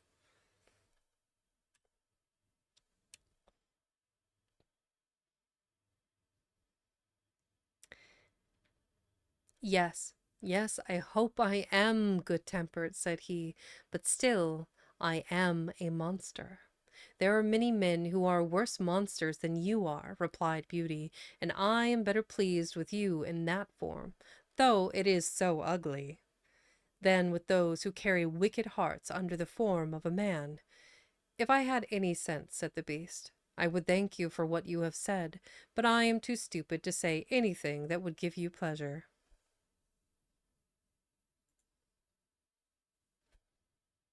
Mm-hmm. "Beauty, eat your oh, it's 8. Why isn't that 8? Anyway, Beauty ate her supper with a very good appetite, and almost lost all her dread of the monster. But she was ready to sink with fright when he said to her, "Beauty, will you be my wife?" For a few minutes she was not able to speak a word, for she was afraid of putting him in a passion by refusing. At length, she said, "No, Beast." The Beast made no reply, but sighed deeply and went away. When Beauty found herself alone, she began to feel pity for the poor Beast. "Dear," said she, "what a sad thing it is that he should be so very frightful, since he is so good-tempered." Beauty lived 3 months in this palace, very well pleased. The Beast came to see her every night, and talked with her while she supped. And though what he said was not very clever, yet as she saw him every day some new mark of his goodness, so instead of dreading the time of his coming, she was always looking at her watch to see if it was almost 9 o'clock, for that was the time when he never failed to visit her. There was but one thing that vexed her. Vex mentioned, which was that every night before the beast went away from her, he always made it a rule to ask her if she would be his wife, and seemed very much grieved at her saying no.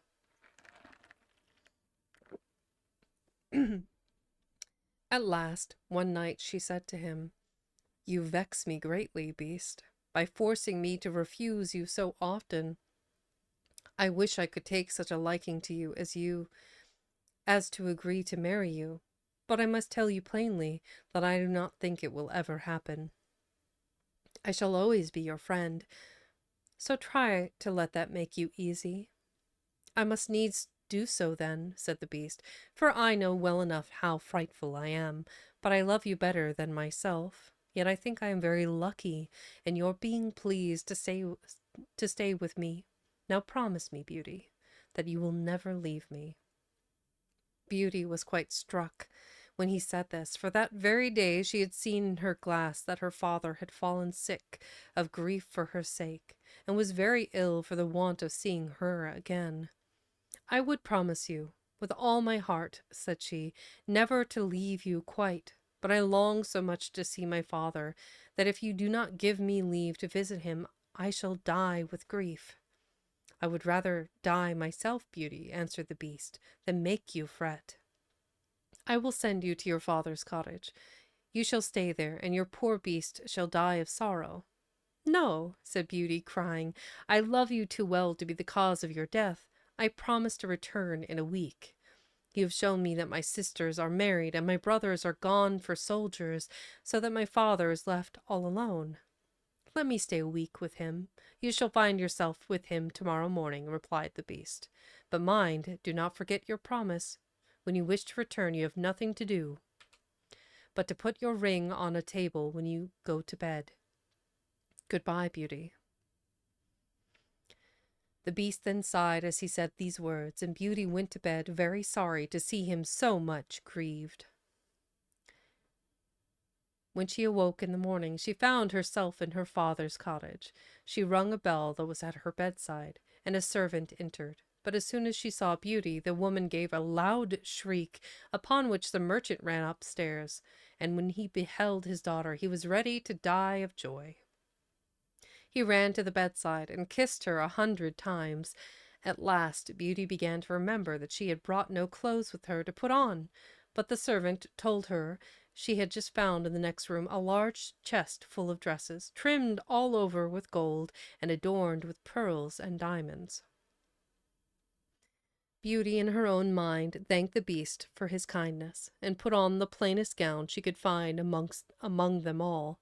She then told the servant to put the rest away with a great deal of care, for she intended to give them to her sisters. But as soon as she had spoken these words, the chest was gone out of sight in a moment. Her father then said perhaps the beast chose for her to keep them all for herself, and as soon as he had said this, they saw the chest standing again in the same place. While Beauty was dressing herself, a servant brought word to her that her sisters were come with their husbands to pay her a visit. They both lived unhappily with the gentleman they had married. The husband of the eldest was very handsome, but was so very proud of this, that he thought of nothing else from morning till night, and did not attend to the beauty of his wife. The second had married a man of great learning, but he made no use of it, only to torment and affront all his friends, and his wife more than any of them. The two sisters were ready to burst with spite when they saw Beauty dressed like a princess, and look so very charming. All the kindness that she had shown them was of no use, for they were vexed more than ever when she told them how happy she lived at the palace of the beast. The spiteful creatures went by themselves into the garden, where they cried to think of her good fortune. "Why should the little wretch be better off than we?" said they. "We are much handsomer than she is." "Sister," said the eldest, "a thought has just come into my head. Let us try to keep her here longer than the week that the beast gave her leave for, and then he will be so angry that perhaps he will eat her up in a moment." "That is well thought of," answered the other, "but to do this we must seem very kind to her." Then they made up their minds to be so, and went to join her in the cottage, where they showed her so much false love that Beauty could not help crying for joy. When the week was ended, the two sisters began to pretend so much grief at the thoughts of her leaving them that she agreed to stay a week more. But all that time Beauty could not help fretting for the sorrow that she knew her staying would give her poor Beast, for she tenderly loved him, and much wished for his company again. The 10th night of her being at the cottage, she dreamed she was in a garden of the palace, and that the Beast lay dying on a grass plot, and with his last breath put her in mind of her promise, and laid his death to her keeping away from him. Beauty awoke in a great fright, and burst into tears. "Am not I wicked," said she, "to behave so ill to a beast who has shown me so much kindness? Why will I not marry him? I am sure I should be more happy with him than my sisters are with their husbands. He shall not be wretched any longer on my account, for I should do nothing but blame myself all the rest of my life." She then rose, put her ring on the table, got into bed again, and soon fell asleep. In the morning, with joy, she found herself in the palace of the Beast. She dressed herself very finely, that she might please him the better, and thought she had never known a day pass away so slow. At last the clock struck 9, but the Beast did not come. Beauty then thought to be sure she had been the cause of his death in earnest. She ran from room to room all over the palace, calling out his name, but still she saw nothing of him. After looking for him a long time, she thought of her dream and ran directly towards the grass plot, and there she found the poor Beast lying senseless and seeming dead. She threw herself upon his body, thinking nothing at all of his ugliness, and finding his heart still beat, she ran and fetched some water from a pond in the garden and threw it on his face. The Beast then opened his eyes and said, "You have forgot your promise, Beauty. My grief for the loss of you has made me resolve to starve myself to death, but I shall die content, since I have had the pleasure of seeing you once more." "No, dear Beast," replied Beauty, "you shall not die. You shall live to be my husband. From this moment I offer to marry you, and will be only yours.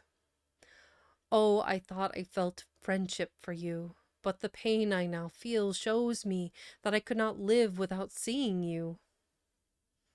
The moment Beauty had spoken these words, the palace was suddenly lighted up, and music, fireworks, and all kinds of rejoicings appeared round about them. Yet Beauty took no notice of all this, but watched over her dear Beast with the greatest tenderness. But now she was all at once amazed to see at her feet, instead of her poor Beast, the handsomest prince that ever was seen, who thanked her most warmly for having broken his enchantment. Though this young prince deserved all her notice, she could not help asking him what was become of the Beast. "You see him at your feet, Beauty," answered the prince, "for I am he. A wicked fairy had condemned me to keep the form of a beast, till a beautiful young lady should agree to marry me, and ordered me, on pain of death, not to show that I had any sense. You alone, dearest Beauty, have kindly judged of me by the goodness of my heart, and in return I offered you my hand and my crown. And in return I offer you my hand and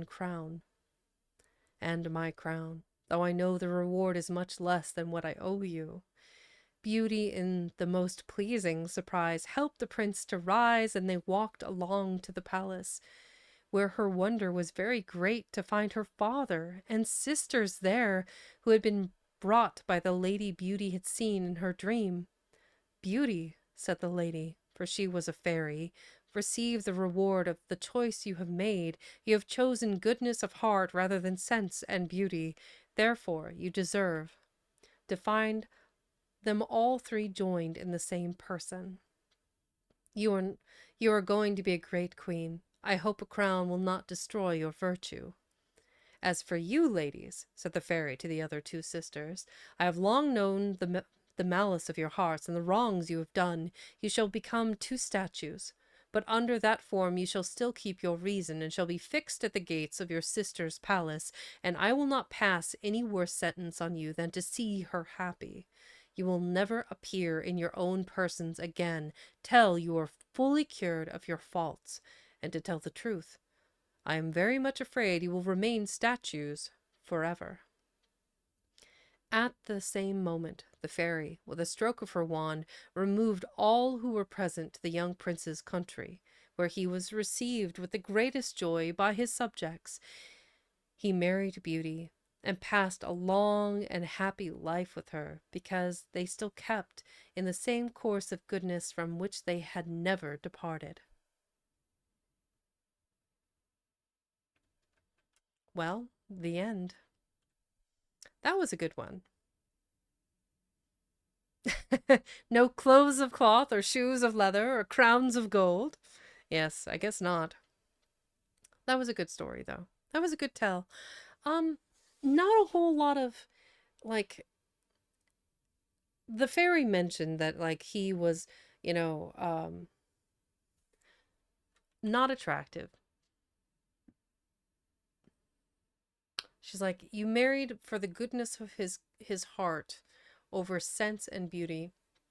I'm not entirely sure how exactly the beast ever showed nonsensical behavior. I don't feel like that part was conveyed very well. A great ending by the fairy. I love the karma. I love the sisters have to live the rest of their lives inside of statues with their wits, witnessing the happiness of their youngest sister who they were horrible to. That goated ending. Um yeah, I'm not really sure where the whole sense came in. That just seems like I'm gonna add a little extra paprika, or which is like flavor, but it's really color and doesn't really actually give anything. I don't know. Um, I digress. We are at the end today. Let me see who we got. It would be nice to go into another reader if one is available.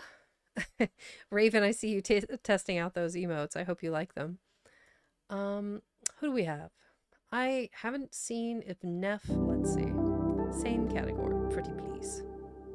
You're very welcome, Valis. Valis And VT you just got it. subscribed with Prime. Mm-hmm. Aw. Hydrate before you dihydrate. There's a couple of readers that I recognize. We've got